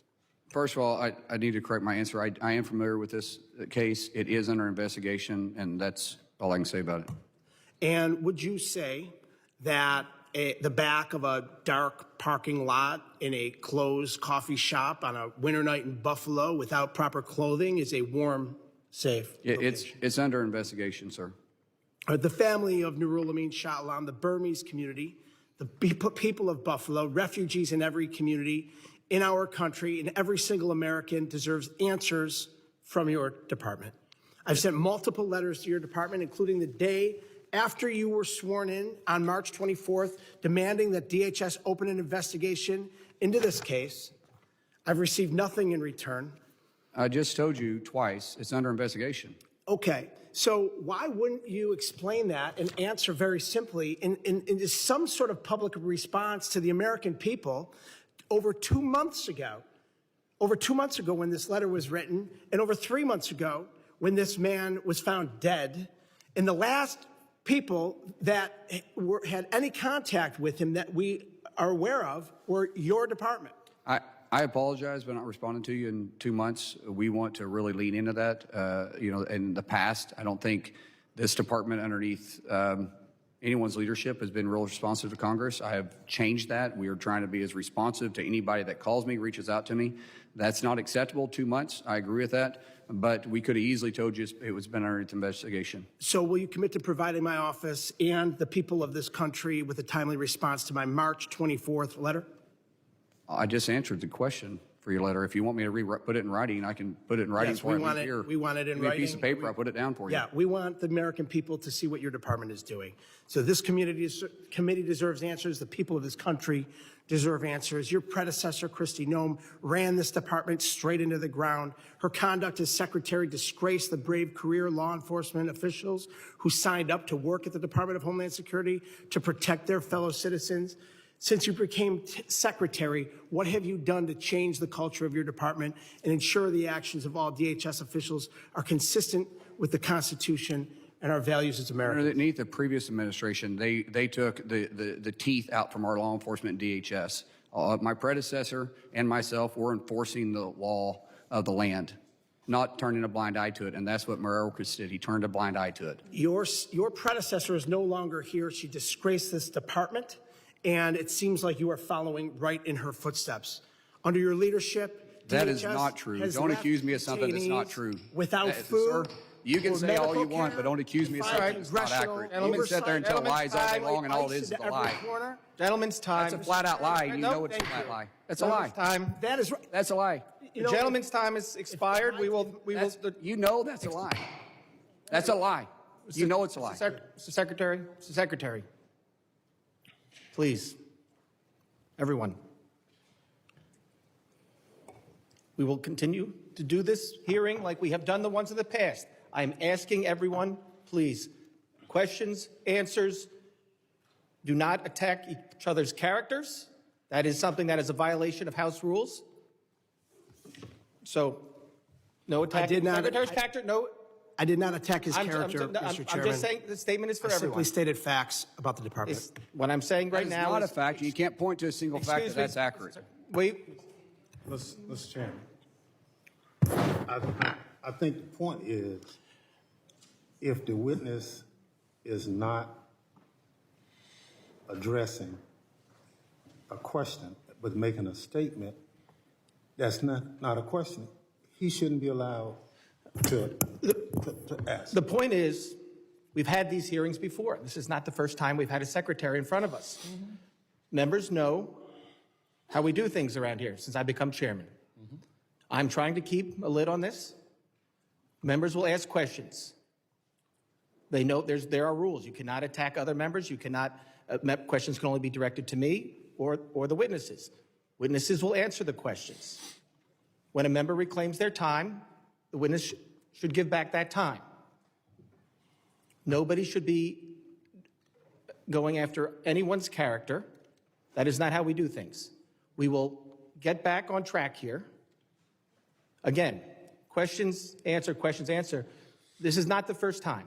We are going to keep a lid on this hearing today. And when a member asks a question, they get to ask their question. The witness gets to answer it. They can't direct how the witness answers it. They can reclaim their time. They cannot tell the witness what to say. The witness is here and gets to answer the question that is asked. If the member does not like the answer and wants to get another question in before their time is expired, they can reclaim their time, and I will enforce that. But they can't be upset, and I don't want people talking over each other. That has been happening quite a lot today. So again, rules of decorum. Members will ask questions. Witnesses will answer the question. If the member doesn't like, if they want to get on to something else, they can reclaim their time. Mr. Chairman, the only point I'm trying to make is the witness is interrupting the members in the midst of asking their question. Yeah. And just direct the witness, just hold whatever he has to say until the question is asked, not interrupt the question being asked. Yes, and I understand that, and I think what the Secretary was doing there was just pointing out that he was familiar with the case, with the answer. And I think he did clear that up, but of course, questions asked, answered. So everybody, we're going to move forward now. I now recognize the gentleman from Arizona, Mr. Crane, for 5 minutes of questions. Thank you, Mr. Chairman. Thank you, Mr. Secretary, for coming. We've had a lot of names of people thrown out in this committee hearing so far. I want to throw out some names myself, and I don't expect you to know these names, Mr. Secretary. Mary Ann Mendoza, Doug and Patricia Quetz, Steve Ronenbeck, Fernando Becerdo, Shannon Estes, Patty Fox, Karen Griffin, Ann Fundner. I know you don't know these names, but myself and Congressman Biggs, we spent about 2.5 hours with these angel families last week in Arizona with the drug czar, Sarah Carter. And these stories were shocking and they were horrific. And I'm just interested, I find it so sad and curious why my colleagues on the other side of the aisle are so concerned with living conditions, food, and safety of illegal aliens, but they never seem to care or bring up these angel families and the fact that their loved ones are no longer with us. They don't get to eat food anymore. Their living conditions don't matter anymore because they're gone. They're dead. And the saddest thing to me, Mr. Secretary, in talking to them, and this is what broke all of their hearts, was that in every single one of these cases, their family members should be alive, and it was completely avoidable. Mr. Secretary, do you find it interesting that in the past, Democrats have supported border security and barriers like Democrats like Obama, Clinton, Schumer voted for in 2006 for the Secure Our Fence Act. They also supported enhanced barriers in 2013 immigration bills. Do you find it interesting that the Democrat Party has shifted away from helping protect the homeland? Unfortunately, what we continue to see is political theater because of the far left base is where they demand them to be. And it has nothing to do with the living conditions. And if you would permit me here, Congressman, I just want to point out a couple of things about Delaney versus the state penitentiaries in New Jersey. And Delaney, are in the state penitentiaries in New Jersey, you're 2 times more likely to die in New Jersey state facilities than you are in Delaney. We have 2 times the amount of space in Delaney. So when they say it's overcrowded, that's not accurate. We have 2 times as much more space than they do in the state penitentiaries in New Jersey. We have 2 times the medical personnel based on individuals that are in the Delaney versus the state penitentiaries. When you start talking about horrible conditions in the Northern State Penitentiary, the Garden State Youth Correctional Facility, and in the New Jersey State Prison, they have horrible conditions. Let me just talk about this Garden State Youth Correction Facility. They receive citations for filthy conditions in the kitchen, standing water, rodent and insect infestation, and expired fire extinguishers. In Northern State Penitentiary, they have multiple violations for continuing flooding, raw sewage, wastewater spillage, and lack of temperature control that they've never fixed. Not one of these individuals have ever protested about what's happening in their own state yard, or backyard. Thank you, Mr. Secretary.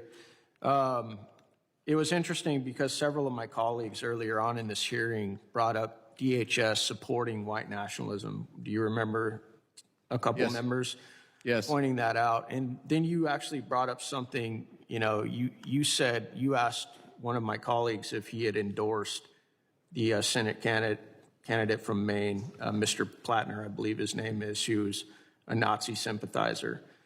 I actually looked it up. He had not endorsed that individual, but certain members of Congress had. And I'm going to read those names for you. Bernie Sanders, Elizabeth Warren, Ruben Gallego, and Martin Heinrich, and Ro Khanna have all endorsed this Senate candidate from Maine. You find it interesting that all these accusations and targets of DHS and white nationalism are being targeted at you, yet their party continues to support this Nazi sympathizer running in Maine? It's hypocritical at best. Thank you. Yeah, that's what I thought. I want to move on to tunnels real quick. I know my time's running out. You guys just discovered a big tunnel. What are you guys doing to make sure that the cartels aren't going underground, since we've done a good job in stopping a lot of what they're trying to send through the ports of entry and at the ports themselves? As you know, this is the first tunnel that has been discovered in many years. We're deploying technology all around there for this because we see that we're forcing them underground because of President Trump's policies. Gentleman yields back. Now recognize the gentlelady from New Jersey, Ms. McIver, for 5 minutes of questions. Thank you, Mr. Chairman. I ask unanimous consent to enter the SOS letter signed by 300 plus detainees of Delaney Hall into record. Without objection. Thank you so much. Secretary Mullin, have you ever had a visit to Delaney Hall for an oversight visit? No, I have not. Thank you. The Department of Homeland Security was meant to safeguard the people, our homeland, and our values with the legal obligation to observe the basic human right and due process for everyone on U.S. soil.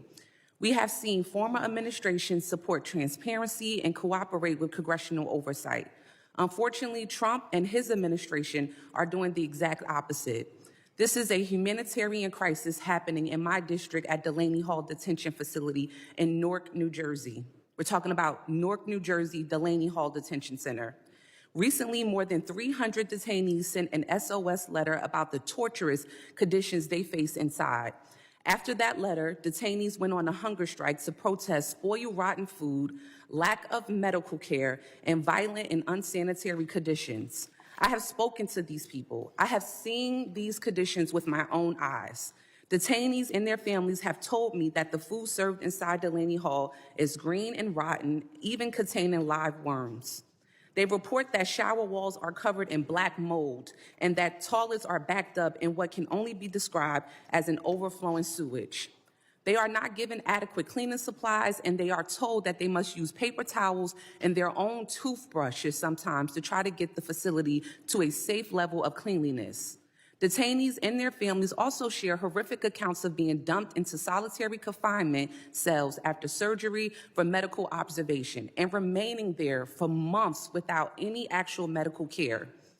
There are three detainees currently right now at Delaney trapped in this medical isolation right now. Sometimes when I visit, no doctor is present, no doctor. When the doctor has been there, they have known almost nothing about their patient's care. There were pregnant women in there without getting any OBGYN care, that the doctor didn't even know where they go for outside services. Tragically, 2 pregnant women miscarried after their emergencies were dismissed as psychological frenzies by GO staff. Additionally, when they tell members of Congress about these conditions, when they participate in hunger strikes, when they try to seek help, they face retaliation in this facility and from ICE. Communication access is revoked, visitations are cut, and even worse, things happen to them. Instead of addressing these inhumane conditions and attempting to solve them, this administration has chosen to weaponize DHS to cover up the abuses. Thankfully, Secretary Mullin, you are here today to answer some of these questions that my colleagues have. The Department of Homeland Security issued official statements calling the hunger strike a complete fabrication, while quietly transferring 15 women from Delaney Hall to a facility in Louisiana soon after the hunger strike began, along with other detainees. They were transferred. One of those women transferred is a victim of medical neglect who miscarried. I will continue to say his name as well. 41-year-old John Wilson Brutus. He died within 24 hours of entering in ICE custody at Delaney Hall, and ICE passed his death off as natural causes. And even as family members and civil rights groups practice their constitutional right to peacefully protest, federal agents tased, pepper sprayed, and put them under arrest. Inside Delaney, officers beat detainees in Unit 2A and 2B, pepper sprayed them, and proceeded to cut off their communication with family and their attorneys by placing them under lockdown. Secretary Mullin, Unit 2A and 2B. Hopefully you're taking notes.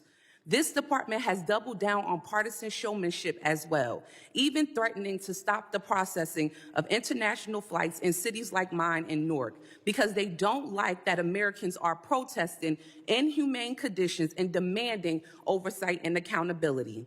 This is not a matter of politics. The American people are concerned by what they hear and are unwilling to give their hard-earned tax dollars to what is happening. Lastly, Secretary Mullin, you talk about racism a lot in today's hearing. You know what's racist? Is the fact that every detainee in Delaney Hall is a person of color. The cruelty runs to the top of DHS, weaponizing the immigration system for your president and this administration racist grievances. With that, I yield back. Gentlelady yields back. I now recognize the gentleman from New York, Mr. Lalota, for 5 minutes of questions. Thank you, Chairman. Thank you, Mr. Secretary, for being here and for your leadership and all your hard work to help secure our awesome homeland. I know, Mr. Secretary, that your short tenure as Homeland Security Secretary, you fought hard to ensure our people have the resources they need to do their jobs. In light of the DHS shutdowns, you've properly advocated for our people that they receive compensation for their hard work so they can keep our homeland safe, and I want to thank you for your efforts there. Along those lines, Mr. Secretary, I want to talk about the housing allowances afforded to our Coast Guard personnel. My Long Island district is home to several Coast Guard equities, including Sector Field Office Mauritius, Marine Safety Unit Quorum, 8th Navigation Team Mauritius, Station Eaton's Neck, Station Shinnecock, and Station Montauk. Several of those bases, Mr. Secretary, are in the Hamptons. This isn't a trick question, Mr. Secretary, but what comes to your mind when you think of the Hamptons? Hamptons? Yes, sir. Something Not a trick question. I can't afford. What is it? Someplace I can't afford. That's the right answer. Would you be surprised to hear, Mr. Secretary, that the housing allowance afforded to Coast Guard personnel stationed in the Hamptons is the same? The housing allowance there is the same in the Hamptons as the amount afforded to those who were stationed in more affordable, middle-class, blue-collar neighborhoods elsewhere on Long Island. Is that a surprise to you that those two allowances are the same? Well, yeah, it is, but it isn't, because we have talked to the Commandant about this. We're looking at doing a pay raise across the force by 7%. We're looking at the housing, too. The Commandant has made this an issue because, unfortunately, a lot of places where the Coast Guard has been for many, many years, it's a beautiful area, and communities have grown up around it, which has put a strain on housing. So we got to bring back Coast Guard housing to make it affordable. We're going to talk about Coast Guard housing in a few minutes, Mr. Secretary, and my staff is coming with a map in a moment. The disparity, the lack of Coast Guard personnel to afford to live in the areas they protect has caused many of them to live far away from their duty stations. Good here. The map, as you can see, Mr. Secretary, shows that some of our coasties stationed on the South Fork of Long Island and Montauk in particular have to live a good hour and 40 minutes one way, almost 3 hours round trip, sometimes 4 hours round trip with bad summer traffic. They're in their cars 4 hours a day simply to live in a place that they can afford, because they can't afford to live based on the current housing allowance structure where they're stationed. The impact, in my mind, Mr. Secretary, is twofold. First, their own quality of life. This is time spent away from their families. This is time on the roads. This is some folks showing up to work, a very important job, fatigued because they have to be in that car for 2 hours. Second, as it relates more directly to the mission, it's a harm to recruiting that I've heard in my couple of years of visiting these bases, that a lot of coasties don't want to take orders to some of these Coast Guard stations because they can't afford to live there. Their kids can't go to the local schools. They have to go far away. And the recruiting efforts are damaged. And when we don't get the best coasties on Long Island, the mission gets degraded. So my question, Mr. Secretary, is can you help us Long Islanders resolve this issue? We're working on it. President Trump has made it a mission to reinvest in the force focus for 2028. He's investing $24 billion into the Coast Guard. First president to do that in decades, to take an emphasis on there. The only way we're going to actually be able to fix it is we're going to have to build housing. It's going to be very difficult to fluctuate the Let me ask you about housing as my 1 minute time starts to wind down. Right now, there's a Coast Guard property. I don't expect that you know all the different Coast Guard properties throughout the nation. There's a Coast Guard property in my district at West Hampton Beach. It's not a small property. It includes 24 units, 2 single-family homes, an office, a workshop facility. It was initially built in 1977, but we're going to sell it. I don't oppose the premise of selling it, but the question I have relates to what we do with the funds afterwards. I've asked some folks in and around the government, what are we going to do with the money once we divest ourselves of this very valuable piece of property? And the answer I've gotten so far, Mr. Secretary, is they're just going to put it into a national fund and figure out what to do with those dollars nationally. I've presented, Mr. Secretary, a very regional, a very localized problem that has a lot to do with money. We're going to cash out on this property. I don't oppose the cashing out. My request to you, Mr. Secretary, is can you commit to, when we dispose of that property and get money for it, that we keep those dollars regionally so we don't exacerbate an existing problem? You've said that we need more housing. Let's reinvest those dollars more locally so we don't have complicated an existing problem. We'll look into that. I do understand the situation that we have here because it's very costly because of the environmental impacts we have in that area to develop it, because we're going to have to basically tear down those buildings and rebuild it. But I would think it only makes sense to reinvest in housing. Thank you, Mr. Secretary. I appreciate your leadership, sir. Gentleman yields back. I now recognize the gentlelady from Texas, Ms. Johnson, for 5 minutes of questions. Thank you, Mr. Chairman, Mr. Ranking Member, and Mr. Secretary. Thank you for being here today. DHS personnel carry enormous responsibilities every single day. TSA officers protect our transportation systems. FEMA personnel respond when communities are devastated by floods, hurricanes, and wildfires. Cybersecurity and counterterrorism professionals work around the clock to identify threats before Americans are harmed. These public servants should be empowered to focus on these missions, not forced to operate inside a department increasingly consumed by political agendas and headline-driven decision-making. Serious operational failures continue to mount at the Department of Homeland Security under this administration. We've seen individuals with lawful legal status being wrongfully detained or deported despite having authorization to remain in the United States. We've seen repeated allegations of detainees being denied adequate medical care and in some cases dying while in federal custody. Secretary Mullin, Americans are now looking to your leadership to determine whether this department can return to its mission it was originally created to fulfill. They want to know what steps you are taking to restore professionalism within DHS, improve oversight of detention facilities, prevent further deaths in federal custody, stop the wrongful deportation of individuals with legal status, eliminate political interference inside FEMA, improve training and operational standards for enforcement personnel, and ensure that disaster response decisions are driven by urgency and public safety rather than bureaucracy and politics. To highlight some of the incompetence we've seen over the past year, I want to take a moment to quote directly from the final report, which was released earlier this month, issued by the President's own FEMA Review Council under the Trump administration. This report was not written by Democrats. This was your administration's own assessment of FEMA. And frankly, the report reads like a broader indictment of how this agency has been allowed to deteriorate over the past year. The report states that FEMA acknowledges concerns about staffing sufficiency, disaster response delays, and operational shortcomings that have weakened FEMA's disaster response capabilities. Americans in my home state saw the consequences of those failures during Texas floods. An overwhelmed system, staffing concerns, and response delays left families waiting for help during one of the worst disasters in our recent history. So frankly, I think you and this administration should spend less time turning DHS into a political messaging operation and more time focused on fixing these failures. And Mr. Secretary, I was sitting here listening to my colleagues, and I too have a line of questions about a gentleman in one of my constituents that died in DHS custody. And I too have letters written to DHS that have been unresponded to. This seems to be a pattern and practice. In fairness to you, a lot of it is from your predecessor. But we as members of Congress deserve timely responses to our inquiries when we have constituents that have had terrible outcomings with your agency.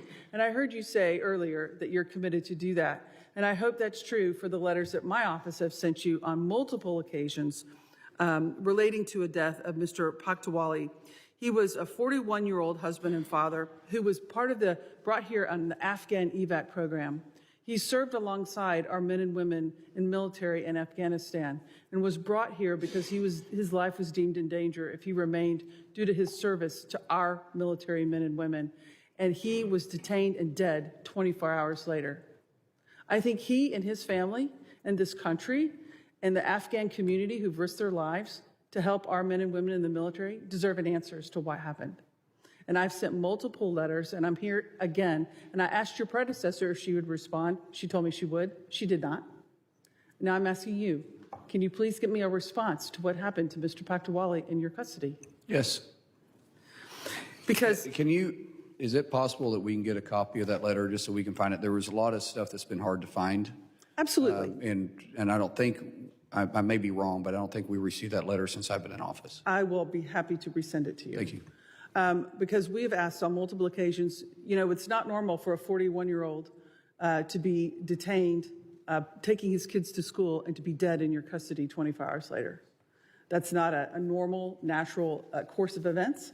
And I think we all deserve an answer as to what happened and a comprehensive review. Because we've had, just in this one hearing, sir, 3 members of Congress have had 3 constituents die after being in DHS custody in a very relatively, for 24 hours or a few days or whatever. And this is part of the problem with why the American people are so frustrated, because these events happen that should not happen, and there's no accountability and there's no transparency as to the cause and what happened, and no assurances that they're going to stop in the future. And I'm so sorry, I just ran out of time. I yield back. Gentlelady yields back. I now recognize the gentlelady from South Carolina, Ms. Biggs, for 5 minutes of questions. Thank you, Mr. Chairman, and thank you, Secretary Mullin, for being here today.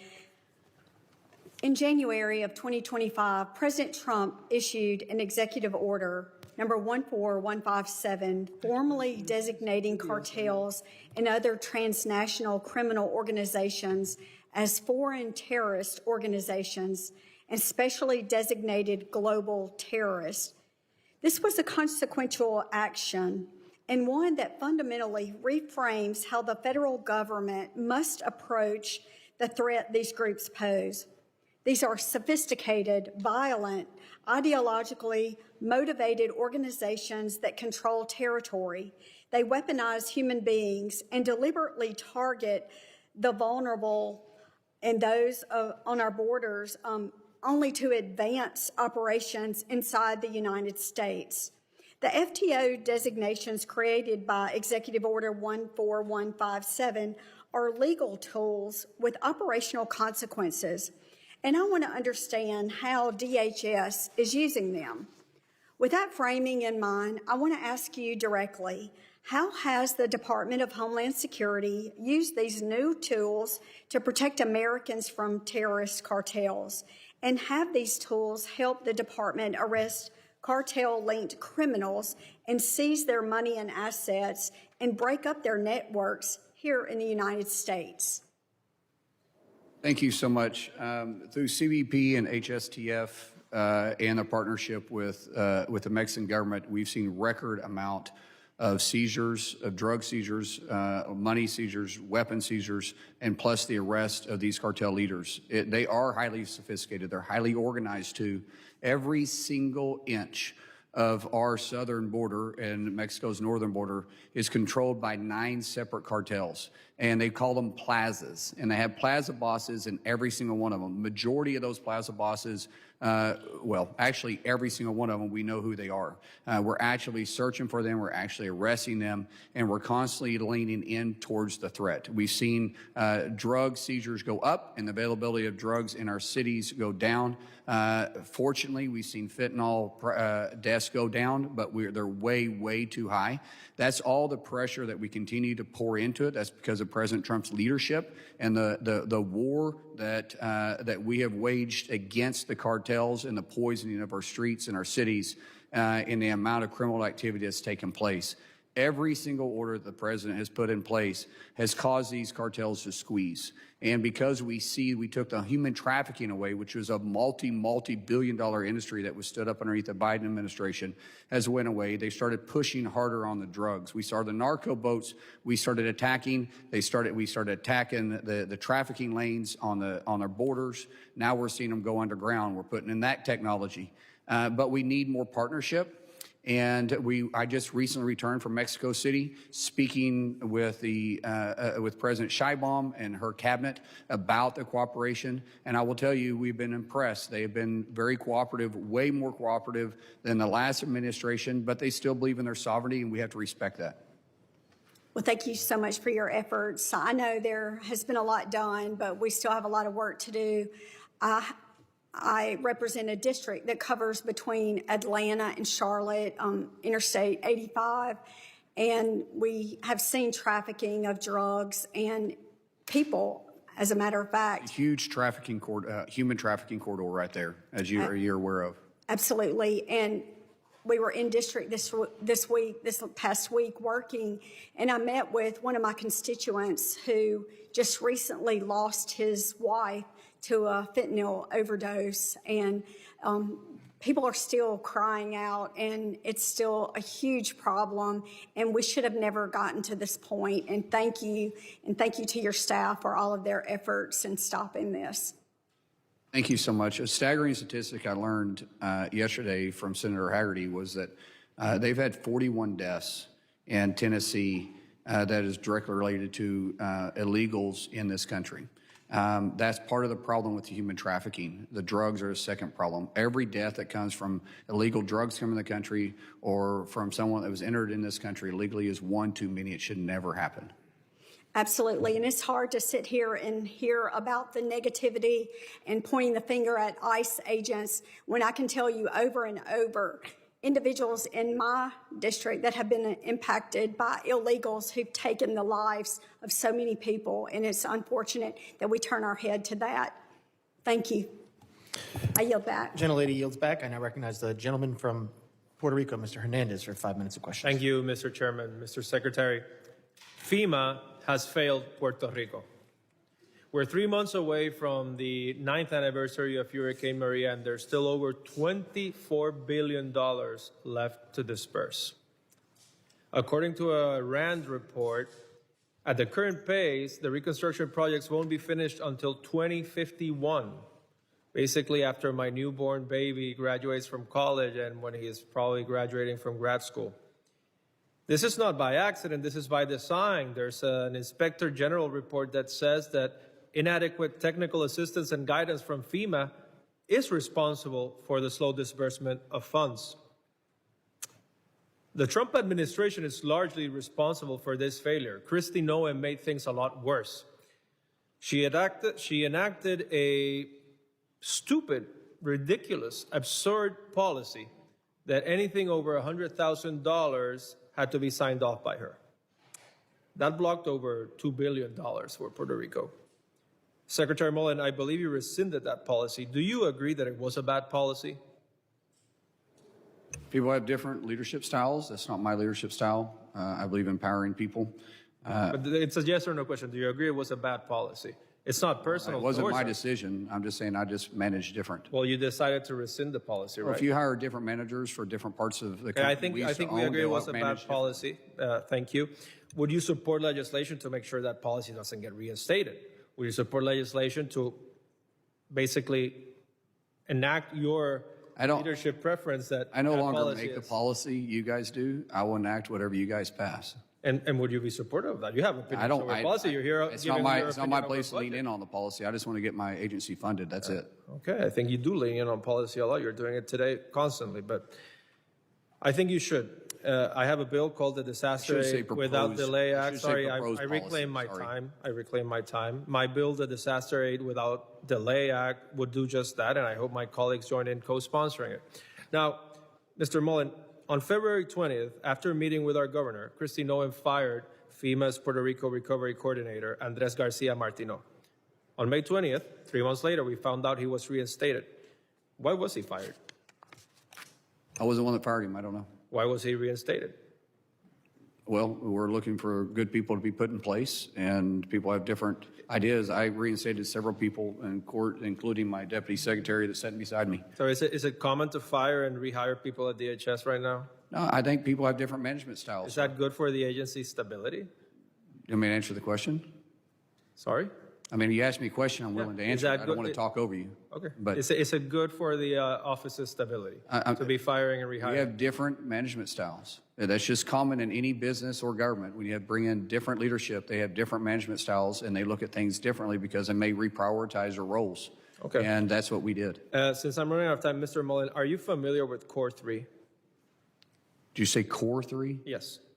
I don't know if I am or not, sir. Okay, it's a central office for recovery, reconstruction, and yes. resiliency that manages FEMA funds for Puerto Rico, the largest amount in history. So a month ago, Core 3 announced that FEMA approved an extension for the period of performance for almost 600 disaster reconstruction projects in Puerto Rico. Are you familiar with the term period of performance? Yeah. So do you support a blanket extension of the completion deadline for all projects in Puerto Rico until 2035? I don't, and unfortunately, sir, I've got a great relationship with your governor there. I think she's absolutely wonderful. And she's proposed that. Yeah, it's something that I think we should all support. Yes, and we have talked multiple times. Unfortunately, we found with rebuilding this grid in the first go-around, and including through the Biden administration, is a lot of the funds that we were awarded through FEMA just wasn't getting to where they need to go, and why the millions of dollars have been spent, you couldn't see the progression like you would here inside the states. So would you you had to stop and say, listen, there must be fraud going on, or they're incapable of doing it themselves. And let me reclaim my time, and I appreciate that answer. It's the government of Puerto Rico who's been administering these funds during the past 9 years since the hurricane happened. So would you say that this fraud is occurring under those governments of Puerto Rico? No, I'm not saying that. I'm saying that we're putting in safeguards. We're relooking at the program to make sure that it is used for its intended purpose and not have the broad abuse that it could take place the way it was written before. Then do you have a lot of proof of abuse? Sorry? Do you have proof of the abuse? Well, we're still looking into that. Yeah, because we don't want to, I'm sorry, but I'm running out of time. We don't want to wait more. We've waited too long. At the current pace, you're going to make us wait until 2051. Your agency is responsible for this problem. Your agency is responsible for fixing this problem. Responsible for the failed system, sir. And the failed system in Puerto Rico was abused your for agency many should years. do more to make sure the reconstruction of Puerto Rico is finished in a timely manner. Thank you, and I'm out of time. Gentleman yields back. I now recognize the gentleman from Colorado, Mr. Evans, for 5 minutes of questions. Thank you, Chairman, Ranking Member, and of course to the Secretary for coming today. And thanks to the new administration and Republicans in Congress, the border is secure and our homeland safer. Unfortunately, in places like Colorado, sanctuary states and sanctuary cities and their soft on crime policies are continuing to endanger communities. In Colorado and Denver today, homicides in Denver are up 50% compared to this time last year. Colorado's got 2% of the nation's population, but 10% of the human trafficking in Colorado. And we're one of only a handful of states in the country where overdose death rates are going back up again.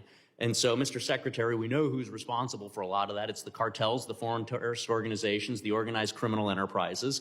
And that's why I support policies to identify and dismantle these organizations that are bringing death and poison into our communities. And so my question to you is, Mr. Secretary, you mentioned it earlier, deporting the worst of the worst. How are you prioritizing immigration enforcement resources on these terrorists, criminals, drug dealers, gangbangers, and how are sanctuary policies impeding your efforts? Sir, there's a couple answers in this one.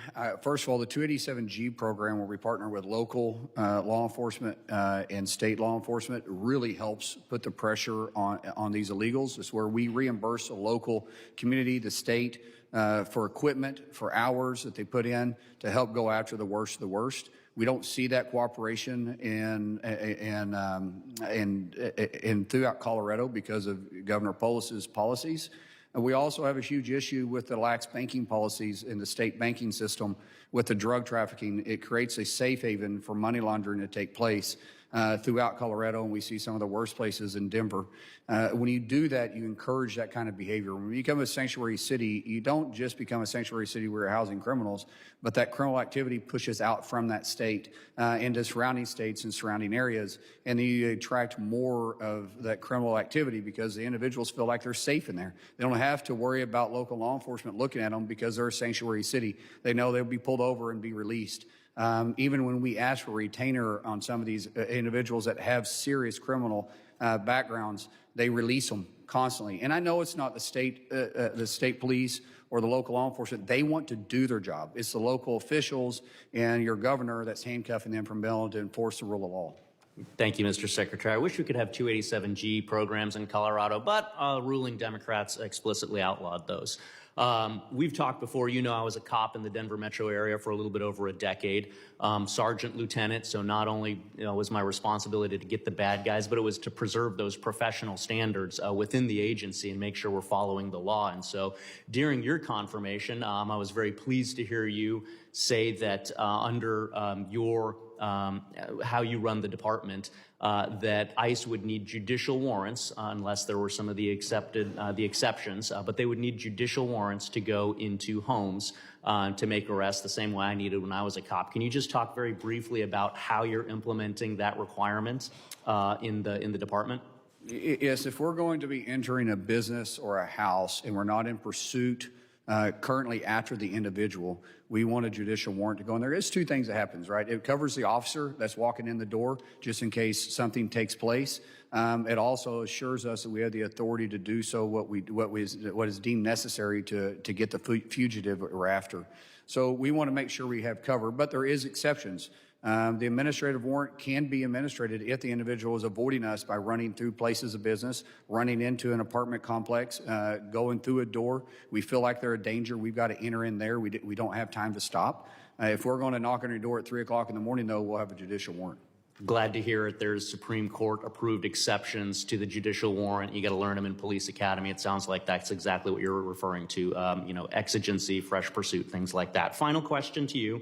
I got a lot of constituents in my district, farm workers, youth ministers, nurses, grocery store business managers. They've been living and working legally in the U.S. for decades with visas, but because Biden threw the borders open and flooded the immigration system, a lot of these folks that are legal are having trouble renewing their visas, and so would love to work with you to be able to find ways to help expedite these approvals so that we can keep the American economy working and keep those employers working. Last 15 seconds to you. We would applaud any assistance you could give us, any assistance that Congress could give us by passing new policies to help us streamline this would be wonderful. But unfortunately, we haven't upgraded our immigration, true legislation since 1959, and it needs to be updated today. I'm out of time. Yield back. Gentleman yields back. I now recognize the gentlelady from New Jersey, Ms. Poe, for 5 minutes of questions. Thank you, Mr. Chairman. And thank you, Secretary Mullin, for being here. Let me just begin real quickly by following up on something that you've recently stated. Recently, it was indicated that you had threatened to have your department pull custom agents from Newark Liberty Airport, among other airports. The idea that thousands of international travelers arriving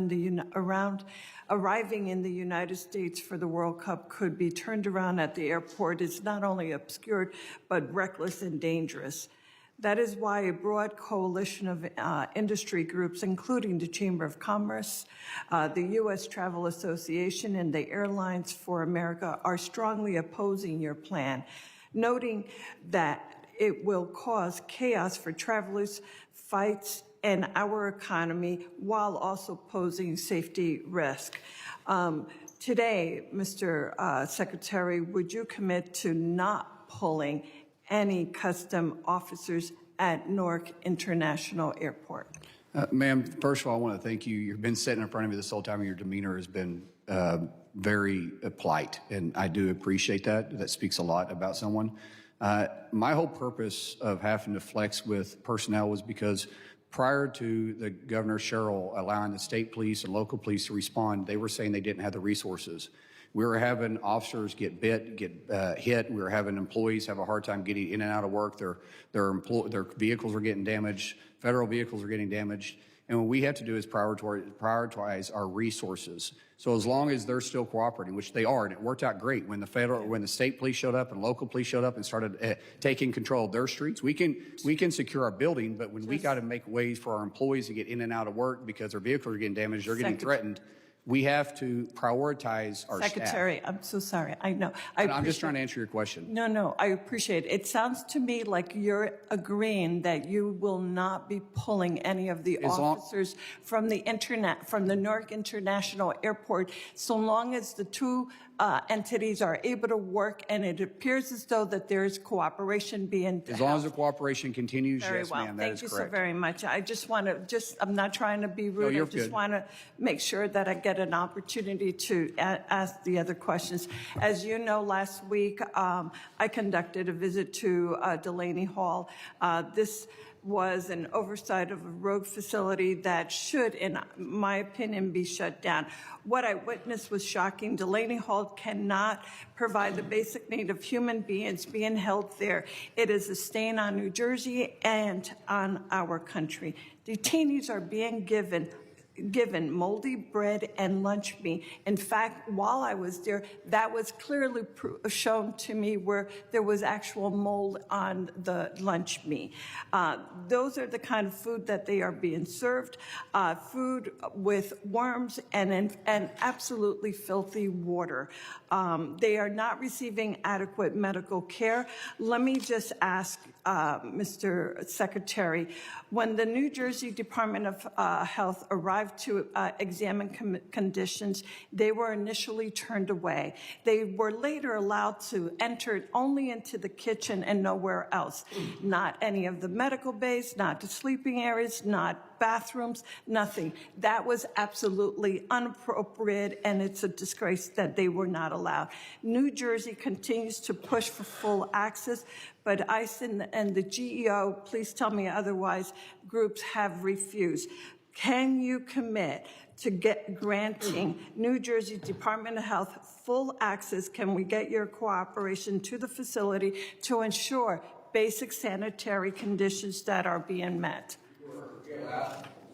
We allow them to enter the facility and inspect areas that they are contracted and legally able to inspect. Not all the, depending, because it is a federal location, not all state inspectors have access to it. There is federal inspectors. But let me point out that not one single fine this year has been given to Delaney, yet in your own state penitentiaries, they have over 8,000 complaints because of medical conditions, because of sleeping conditions, because of facility conditions that's filed annually with the state penitentiary. We don't even touch that. There's been 333 in Delaney. I would say we probably need to spend as much time looking at their state penitentiaries as to do Delaney, but Delaney's a political topic. It's not. It's not. No, I don't want to make it a political. It is. We're not talking about individuals that have had their due process and were sentenced to go to jail in a correction facility. We're talking about people who are detained, have yet not to be proven, given the opportunity for due process in order for them to be granted one decision or the other. Very, very different situation that we're talking about here. Thank you, Mr. Secretary. Chairman, I yield back. Gentlelady yields back, and I recognize the gentleman from North Carolina. Thank you, Mr. Secretary. Just a point of reference, I believe it was President Obama who opened up an ICE facility at Delaney Hall. So your point is well taken. This is strictly political. It's strictly political. And I think that your agency is doing quite well. When one of my Democrat colleagues just complained that an illegal immigrant subject to deportation had a legitimate complaint that he was not being served ethnic food. That was stated just across the aisle to you, that we need to provide a menu service for their ethnic food before they are deported. I find it just staggering.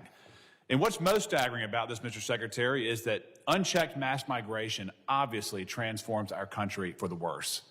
We saw that over the last 5 to 6 years, the Biden open border. It was felt in every pillar, every corner of our country, but it remains integral to the Democrats and their policies. They're still defending it. They're still promoting it. They're still fighting for it. And when you look at the effects of it, it's very obvious that mass migration robs Americans of a whole lot, of the American dream, of public safety, of good schools, of affordable health care. Mass migration will transform this country for the worse, yet they still defend it. And from where I sit, sir, I don't know why they continue to defend it, but there's really only 3 reasons that someone would defend mass migration. The first, big business wants cheap labor. The second, nefarious political motivations, starting with congressional apportionment and then with the mass amnesty voting bloc. And then second, some type of twisted ideology that Americans owe the world free healthcare, free schooling, free housing on our soil. And I find every one of those justifications disqualifying. Thank you for your partnership in trying to get this problem under control. And I want to give you a chance to respond to some of the unbelievably slanderous accusations that you have been the recipient of at this hearing. First, that those who are resisting you in New Jersey and elsewhere in sanctuary jurisdictions, that they are peaceful protests. Your response? That's absolutely not accurate. And I think when the state police showed up with their riot unit, by the way, phenomenal group of guys, real professionals, they recognized really quick that these weren't peaceful protesters, and they took action because of it. In fact, the next day they showed up with a bus to start arresting the individuals. And when we saw them respond, with the cooperation with local government, we got the rioting, not protesting, we got the rioting under control. Yep, this is criminal activity. It's organized and it's funded by far left agitators. Isn't that correct? We saw sorry, my guys. We saw Antifa flags being flown.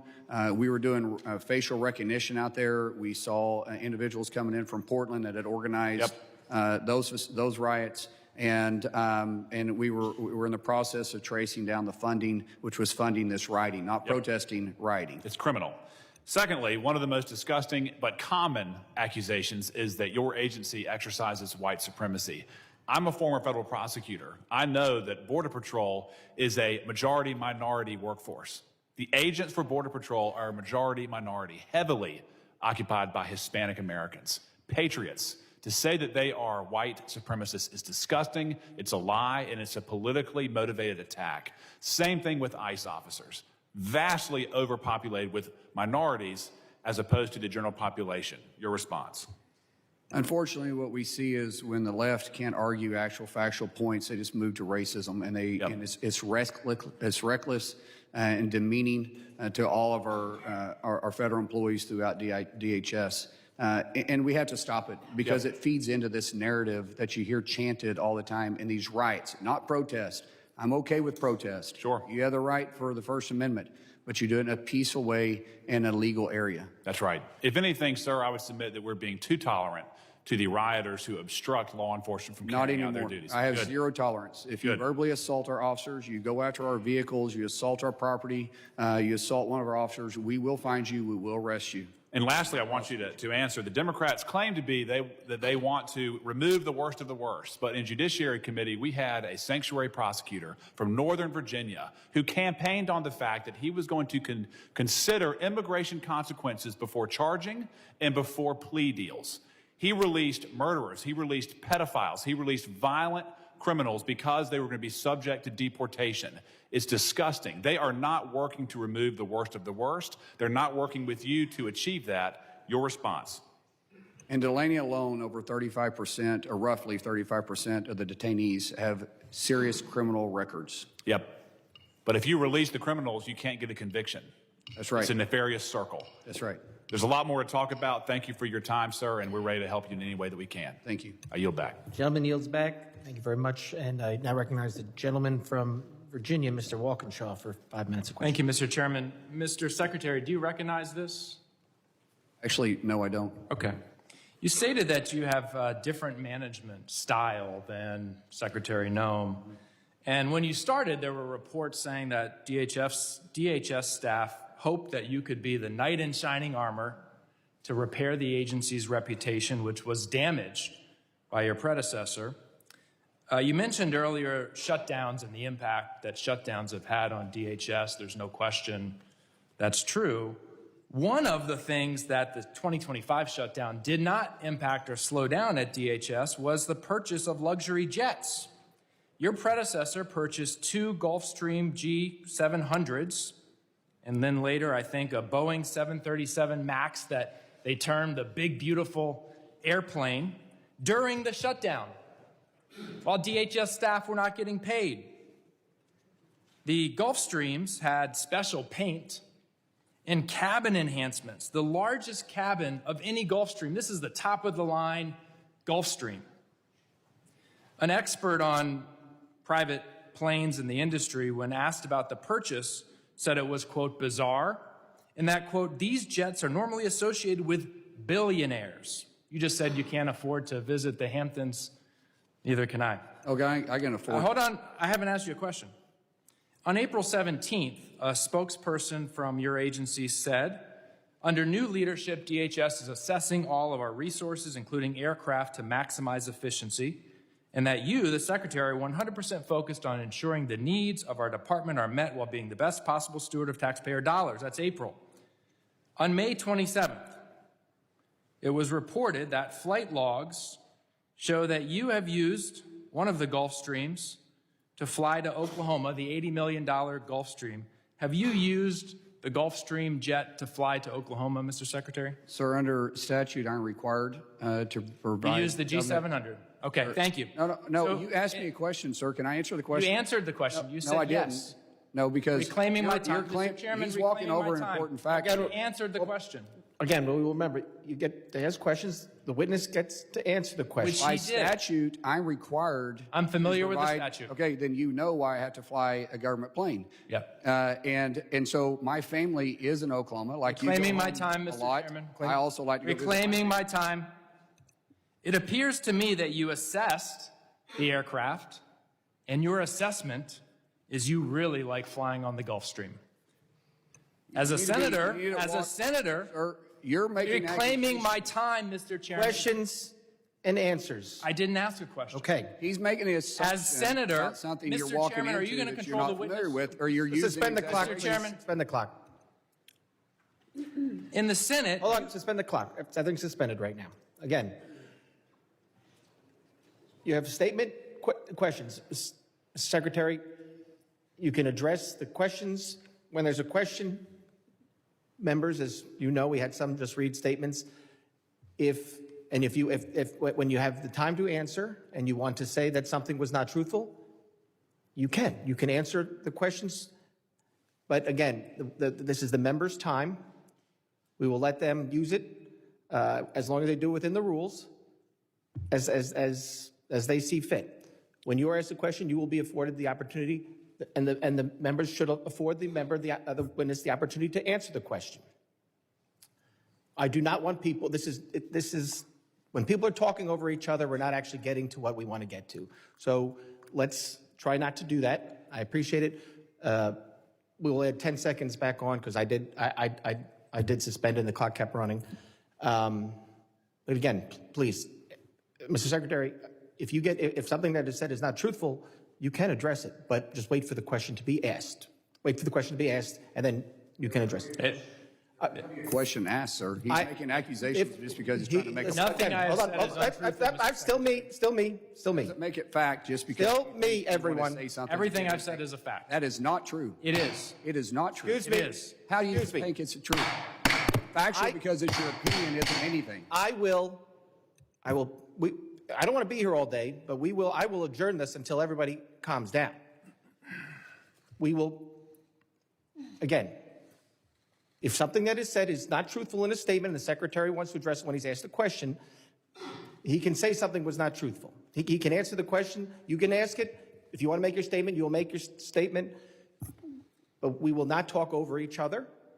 And, Mr. Secretary, if you're not asked a question here and you want to address it when somebody asks you a question later, I'm sure some of my colleagues might allow that. But again, we are not going to be talking over each other. We have only a few more questioners to go through. Let's finish this. Questions, answers. If it's a statement, that's fine. But again, let's not talk over each other. Thank you, Mr. Chairman. I'll share a fact. Mr. Secretary, when you were in the Senate, you voted for the so-called Big Beautiful Bill that blew up the deficit, trillions of dollars of deficit spending. And some of that was used to buy the Gulf Streams. You are deficit riding on a Gulfstream G700. So I want to give you the opportunity to answer a question. NBC News reported recently that the department was considering selling some of the luxury purchases that your predecessor made. And as you well know, I think, or certainly your deputy knows, there are other jets that could meet the needs of the Secretary. There's a Gulfstream G280. I don't know whether that would meet your standards. Only $25 million, not $80 million. You have aircraft in the Coast Guard fleet. Folks who work for you are flying MH-65, a helicopter. They've been flying it since 1984. But Secretary Noem and you need a brand new, shiny Gulfstream G700. So my question for you is, will you commit today to sell the Gulfstreams, sell the big, beautiful plane, the 737 MAX, and put that money maybe into helping Mr. Lalota's constituents who can barely get by on their housing allowance? Actually, those planes are inside the Coast Guard, so they were actually purchased for the Coast Guard. Will you sell the planes? Why do I need to sell them, sir? We need assets inside the Coast Guard, just like the DOW. So you want to keep the Gulfstream, you want to keep the 737 MAX. You got to have top of the line. The 737 MAX is actually detailed to the executive branch. Yeah. And I've never seen it. Oh, actually, I've seen it. I drove by it. I've never. Have you flown the Gulfstream to Oklahoma? Of course I have. I'm required to. All right. I yield back. Well, actually, I don't fly it personally myself because I'm not a pilot.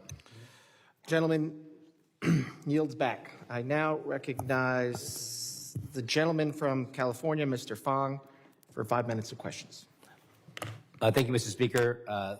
Thank you, Mr. Secretary. I want to congratulate you on your appointment. You're the right man for the job, and I look forward to working with you. I know, as someone who represents Bakersfield, you have a personal relationship traveling with your son for medical treatment. So we just appreciate just you acknowledging, I guess, our region. I want to give you some time to address any questions that you felt you didn't get to answer. Well, I think what is failed to mention is because of the continuity that I'm required to be in communication 24/7, 365 days a week, I cannot fly commercial.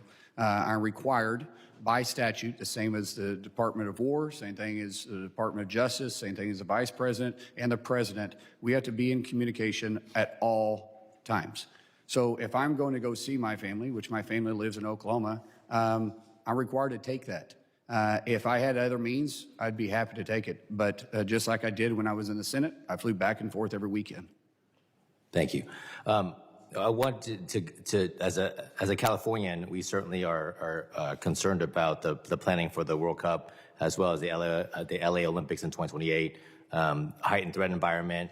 Clearly, the two Homeland Security shutdowns were not good, and certainly we, as Republicans, we've been trying to give you the resources that you need.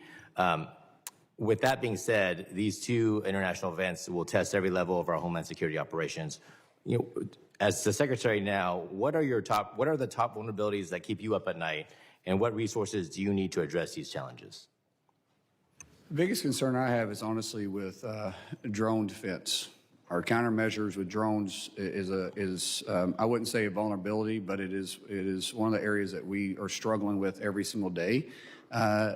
When we start talking about the soft areas, having great cooperation with local law enforcement is vitally important to us. Soft areas are areas outside of our perimeter, leading up to the perimeter. And we rely heavily on that. We've asked for some governments or some, states to help with National Guard. They could use it for a training event if they wanted to in some of these weekends. We have a lot of these cities are going to be doing every other day. We'll have an event at their facility for weeks on end. It puts a strain on everybody, and just the more police presence we have out there, the better we'll be. Thank you.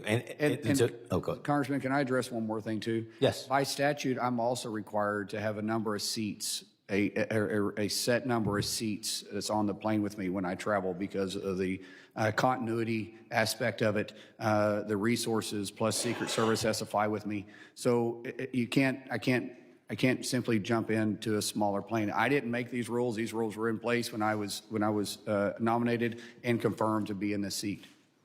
Your role as the head of Department of Homeland Security is extremely vital. I totally understand. You had mentioned earlier in I think in another question that because of the shutdowns, we've missed milestones in the planning of the Olympics and the World Cup. I wonder if you could go into a little bit more specifics in terms of how you and your department are trying to catch up. Sorry, we had to start prioritizing when we came back alive, after 76 days of being shut down is what I say. When we came back alive, we started to prioritize what we can put efforts to, because during the shutdown, we weren't able, because we didn't have the employees and we didn't have the department to be able to start issuing these FEMA grants that we need to run with all the host cities for the Olympics and then also FIFA. So when we came back alive, we had to start really focusing on FIFA because we were behind and those agencies were hurting for finances. We had to put all efforts into it. Now, we're caught up. Well, we're not totally caught up, Troy, but we're close to being caught up. And as soon as FIFA's over, which is the 19th of July, is that correct, sir? I think it's the 19th of July.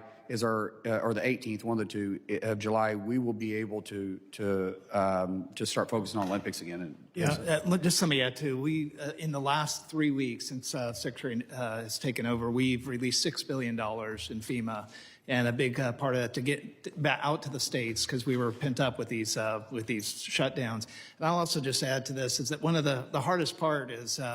What we've had to piece together, the big beautiful bill money and the appropriations. Something we really haven't talked a whole lot about today is FY2027 and what we're doing here today. So, I think at some point, I would just say, big things that are out there. They talked about the TSA passenger fee. That was something that every year in the president's budget, we put that forward and we asked for you guys to give that to us to make the investments in TSA. Same thing this year. We hope that you guys would help us out. We'd really be able to use that money for the technology to help screen for this big event for FIFA. I appreciate that. I've run out of time, but thank you for your questions. So we should focus on the topic of the committee hearing. And with that, I yield back. Gentleman yields back. I now recognize the gentlelady from New Jersey, Ms. Mejia, for 5 minutes. Thank you, Chairman. Thank you, Ranking Member Thompson. Secretary Mullin, you called our complaints about facilities like Delaney Hall a hoax and have stated that detainees receive health care, 3 meals a day, due process. But I will say that from dozens of conversations, like my colleagues Poe and MacGyver, that I have personally had with detainees and what I have witnessed at Delaney Hall and at the Elizabeth Detention Center, I can say that I am horrified about the conditions that I am seeing, that I have witnessed in these facilities. The most shocking, to be honest, is what I would describe as medical abuse. I will say that I met detainees who complained about weaponized poor sanitation, spoiled food, specifically lack of medical care, and as it is related to their medication, a level of abuse that frankly is putting immigrants' lives and detainees' lives at risk. I will share that I interviewed teenagers, pregnant mothers, the elderly, vulnerable people with chronic conditions, and here's what I heard. I met detainees who were given critical medications sporadically: insulin, metformin, diabetes medication, other diabetes medication, high blood pressure medication, cholesterol medication, thyroid medication, hormonal medication, all medication that, if given sporadically, can in fact harm an individual's lives.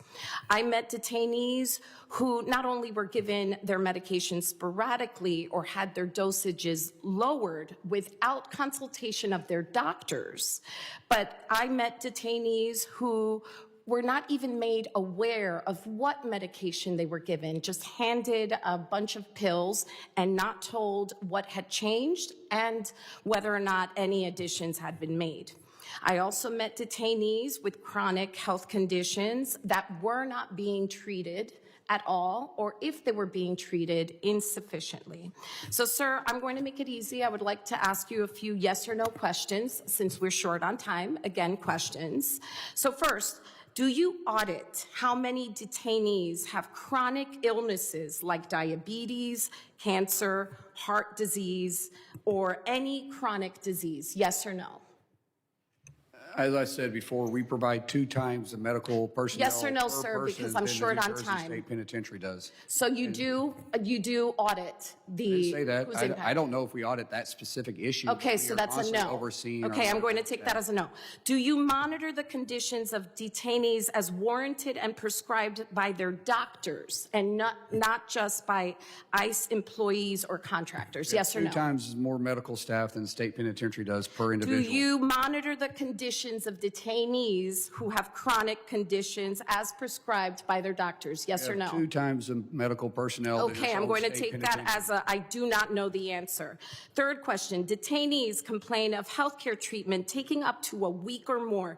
Do you audit or track how long it takes between complaining about a health condition and the time it takes to receive care? Yes or no? In the state penitentiary, a 48-hour. We're not talking about state penitentiaries, sir. You do not oversee. Unanswered. I'm not speaking of state penitentiaries. I'm speaking of Delaney Hall Our and immigrant standards detention pass centers. and succeed your own state Okay, penitentiary so that you as pay I no attention understand to. it, yet again, the answer is I don't know.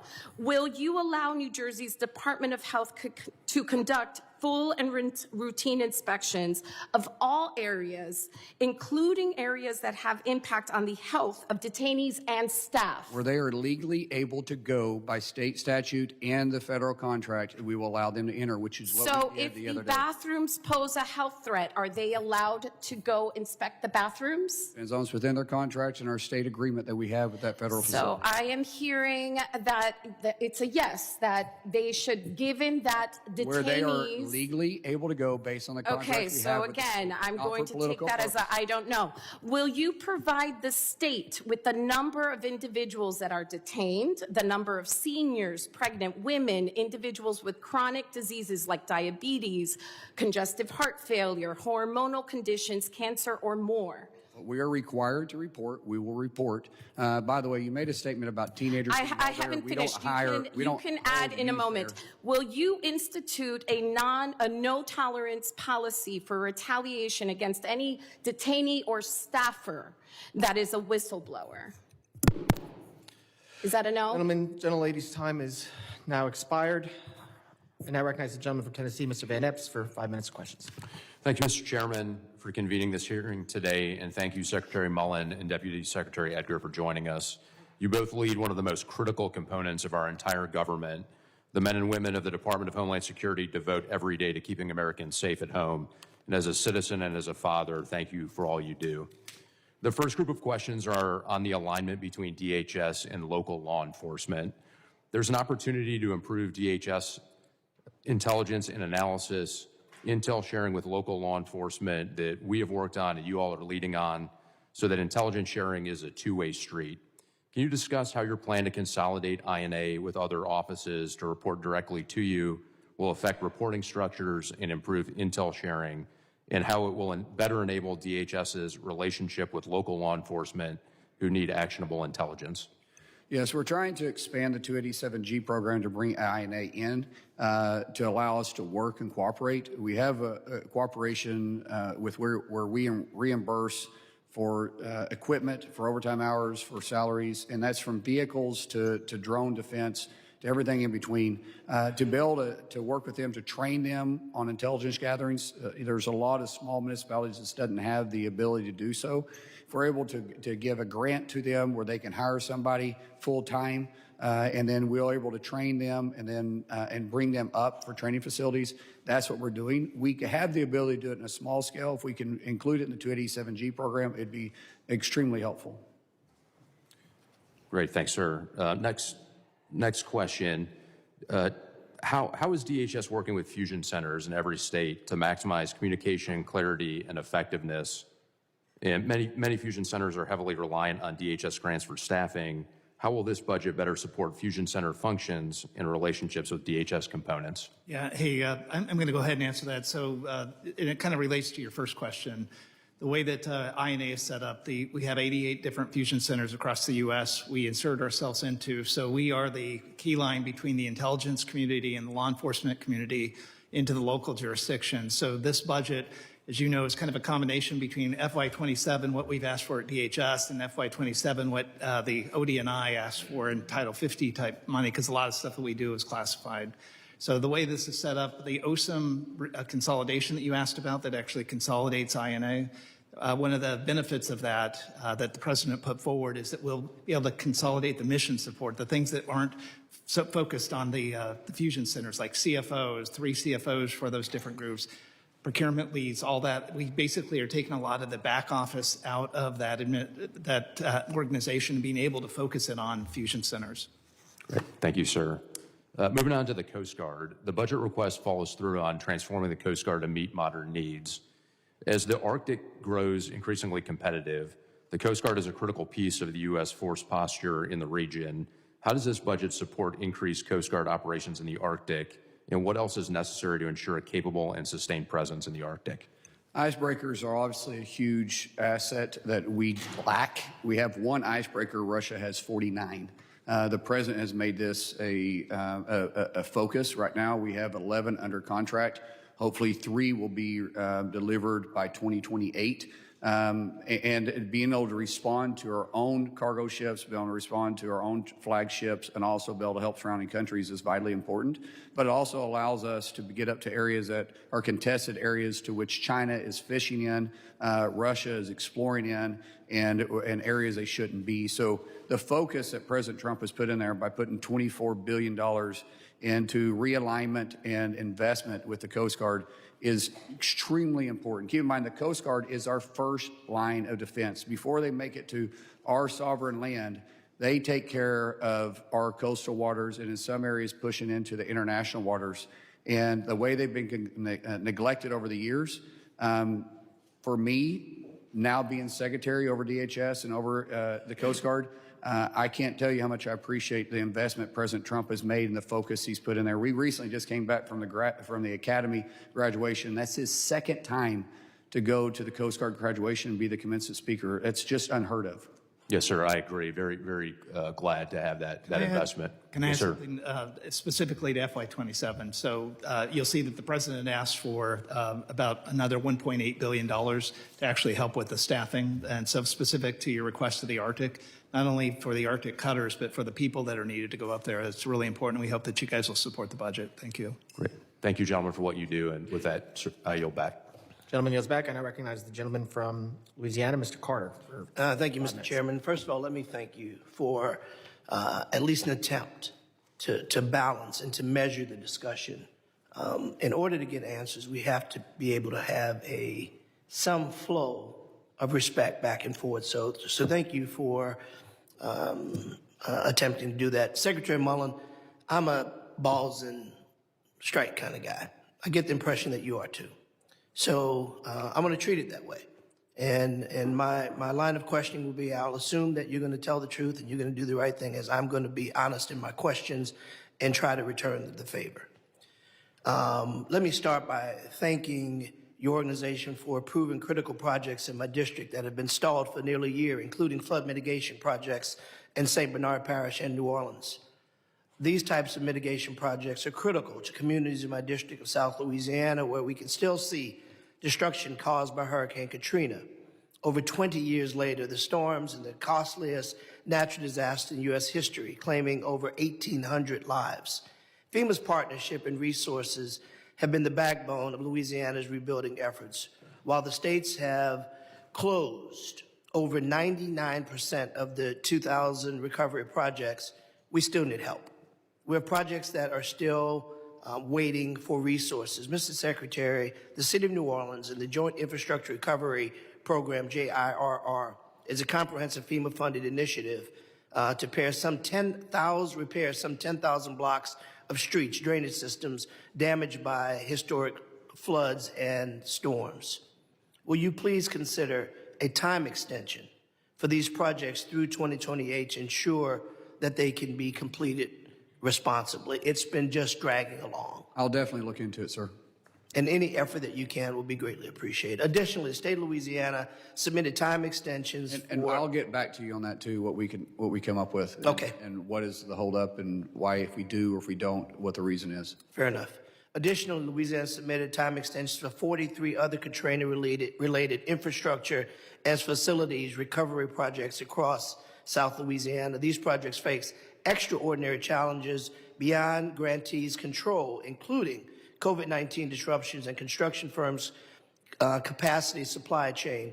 They were held up. Will you please also consider time extensions for these last few Katrina projects?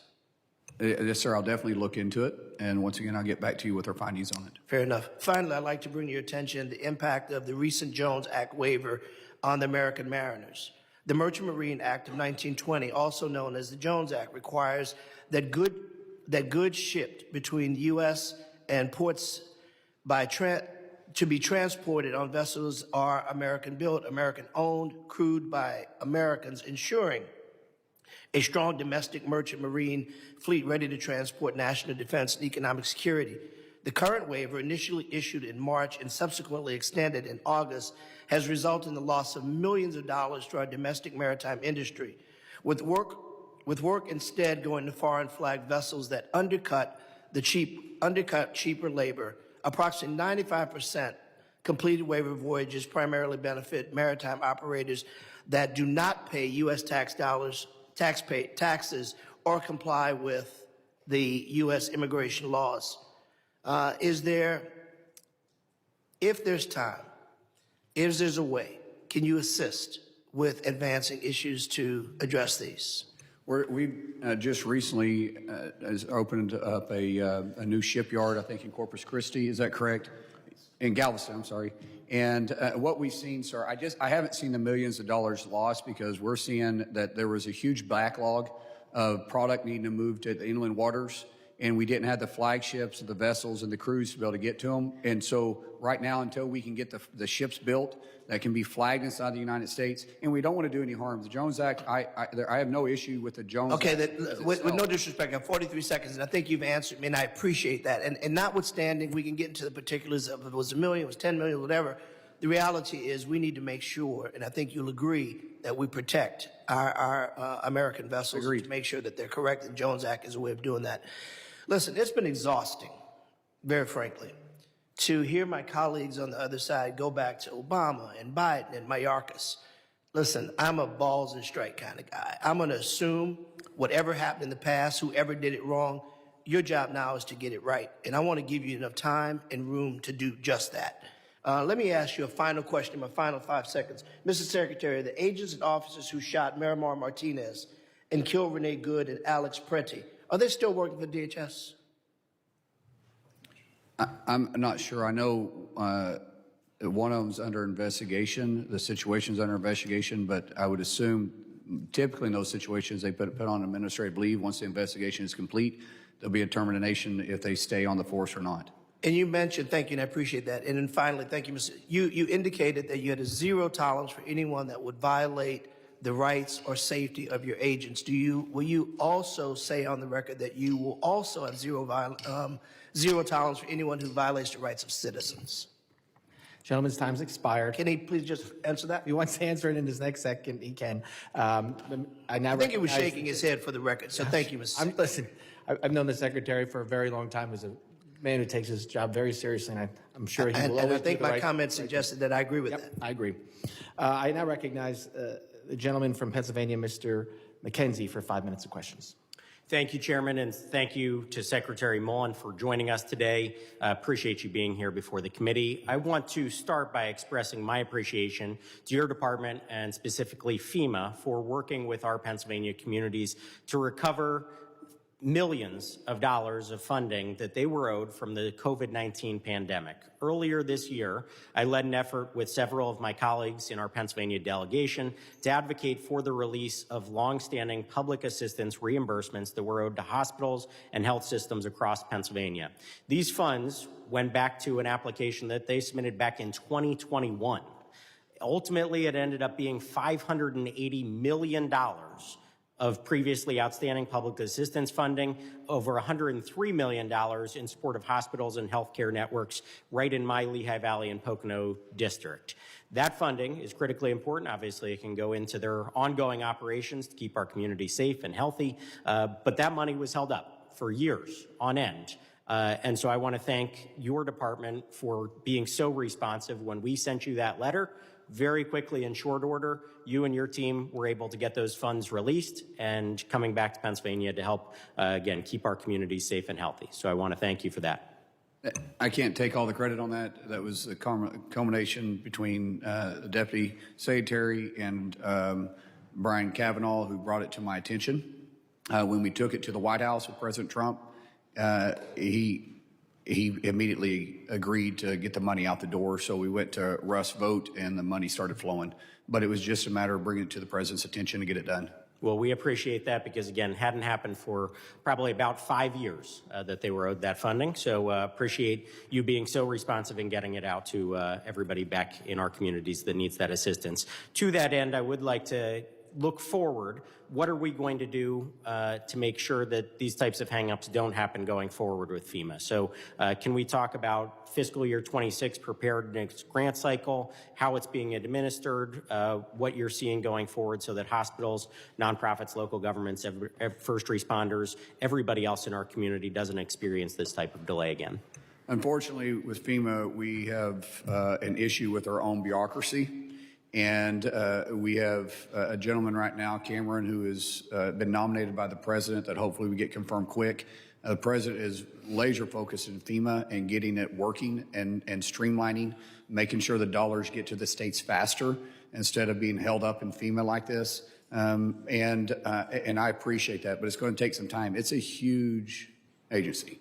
And I told the president when I met with him last week, I said, give me 2 months once I get Cameron in place, and we will start looking at all these systems and seeing how we can streamline it, take care of what we are what we are required by Congress's statute. So statute, what are we required to do and what layers we have built on top of it because of our own bureaucracy, and get it down to mission focus.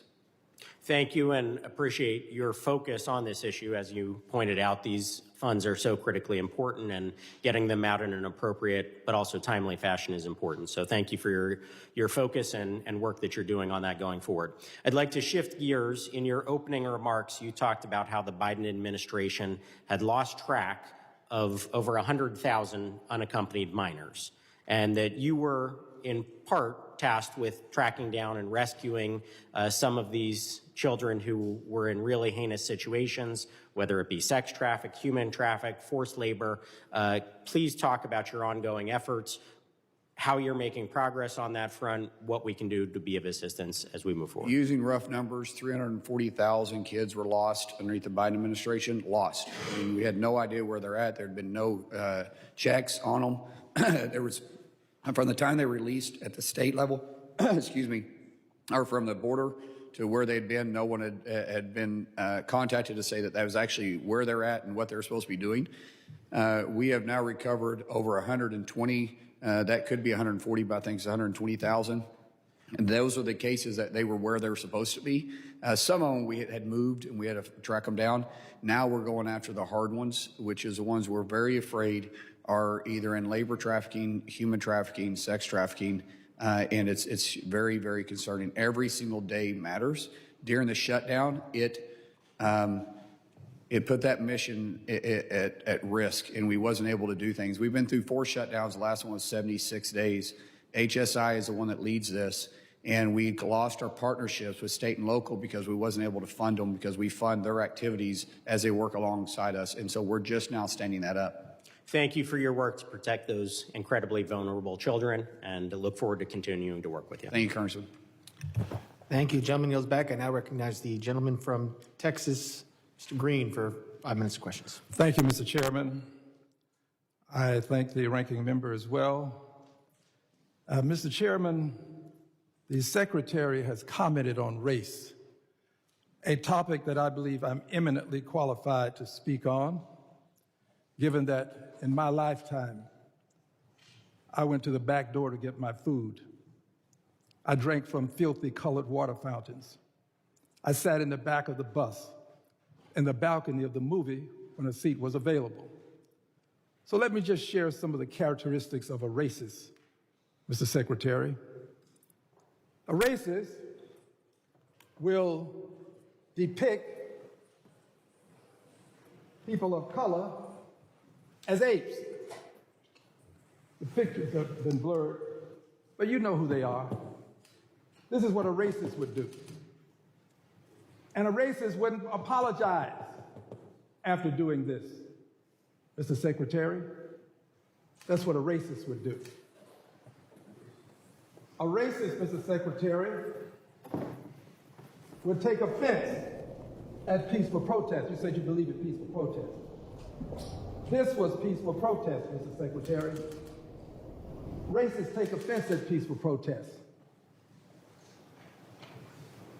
A racist, Mr. Secretary, would do what happened to Ruby. Are you calling me a racist?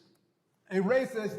I'm asking a question. Reclaiming my time, asking to shut up. That's a pretty. Shut up. Shut up. It's my time. I'm not going to let anybody call me a racist, Chairman. I never called him a racist. It's my time. It is, gentlemen, will suspend. You will not. Suspend. Tell him to shut up. Gentlemen, suspend. No, the gentleman will suspend. No one will call me a racist. I'm Cherokee, too. My family has been pretty tolerant. I ask that my time be restored. I ask that my time be restored. The clock has been stopped since I suspended the clock. I will continue to interrupt as long as someone's sitting there assuming I agree. calling me a racist. And as I said before, there will be no addressing anyone's character in a negative way. By the way, Mr. Green, I need you, when you're speaking, I need you to speak into the microphone because I can't hear you up here. But we will. Evidently, his constituents heard enough of him because they voted him out of office. Mr. Secretary, please. Again, we're almost done here today. Mr. Green, you can continue, but again, I will stop if this sounds like you are either directing that the secretary is a racist, or as well as the president or vice president, because we do know under our rules you cannot disparage a member of Congress or the president or the vice president. So I understand what you're trying to do. Be very careful, because it is a violation of our committee rules to disparage another member, a witness, or the president or the vice president. Parliamentary inquiry. Mr. Chairman, when I'm speaking, I believe that the time belongs to me. I don't think that the secretary should interrupt me when I'm speaking. I have made very clear today that when the member has their time, it is their time. But again, I want to reiterate, it is a violation of House rules to make statements that might be personally offensive to the president or vice president. So we will let you continue with your time. The time has stopped since I suspended the clock. But again, it is a violation. It is your time, sir. It is your time, I agree. But it is a violation of the rules of the House to make statements that might be personally offensive to the president or the vice president of the United States, as well as other members or question motives of colleagues. So I will let you continue, but we want to be very, I've now stated the rules, so we want to follow them. Thank you, Mr. Chairman. I will speak into the microphone so that I may be heard. I ask that any person who desires to interrupt me, shut up. Now, this is Ruby Bridges. She was integrating a school. You can see the hate on the faces of people. This was called racism. This was racism. All I did at the State of the Union address was display this, Mr. Chairman. This is what I did. I was peaceful. The secretary says he believes in peaceful protest. Cue the video, please. Cue one.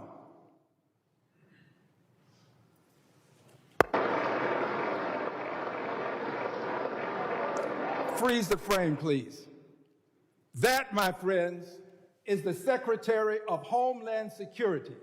He traversed some distance to get to a peaceful protester and display his despicable behavior. Unbought, that's me.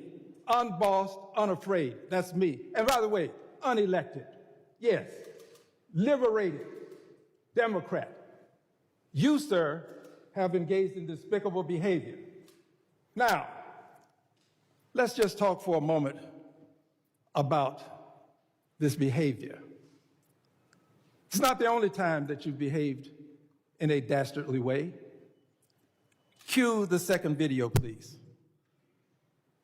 Quit the tough guy act in these Senate hearings. You know where to find me, any place, anytime, cowboy. Sir, this is a time, this is a place. If you want to run your mouth, we can be two consenting adults. We can finish it here. Okay, that's fine. Perfect. You want to do it now? I'd love to do it right now. Well, stand your butt up then. You stand your butt up. Oh, hold on. Big guy. Oh, stop it. Is that your solution? Hold it. No, sit down. Sit down. Okay. You know, you're a United States Senator. That was the Secretary of Homeland Security. The Secretary of Homeland Security concerns me because of his behavior as it relates to peaceful protest, as it relates to the way he chose to come over and with force address a peaceful protester. It concerns me because in that department, they have many people of color. I'm concerned about how they will be treated under the leadership of this Secretary of Homeland Security. I do not believe that he is qualified because he doesn't have the temperament to deal with people in a respectful way. I peacefully protested. I would do it again. because I know the history of apes and how they have been used to demean people of color. Gentleman's time has expired. I recognize the ranking member for a unanimous consent request. Thank you very much, Mr. Chair. I ask unanimous consent to enter into the record the following. A bulletin from the Colorado Information Analysis Center warning that ICE recruitment materials could motivate white supremacist violence.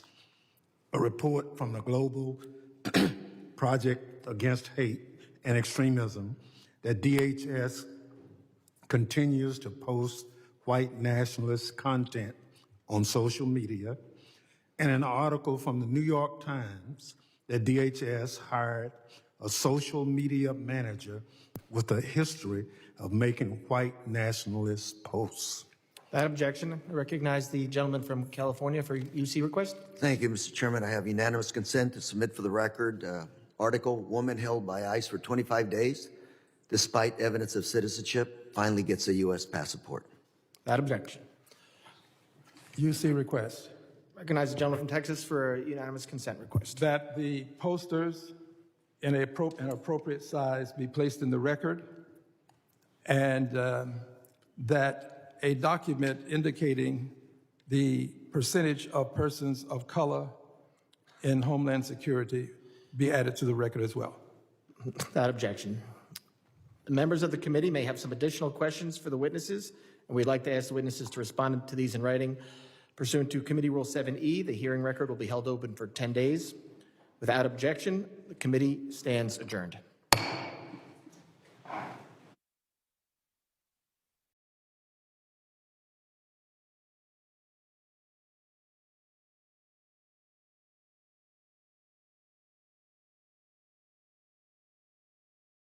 Our community. There is no question that Alvin is right. You were right, Alvin. Thank you, Congressman. You are speaking on behalf of every person. I'm not taking that. It is awful what is going on. We are in the streets constantly.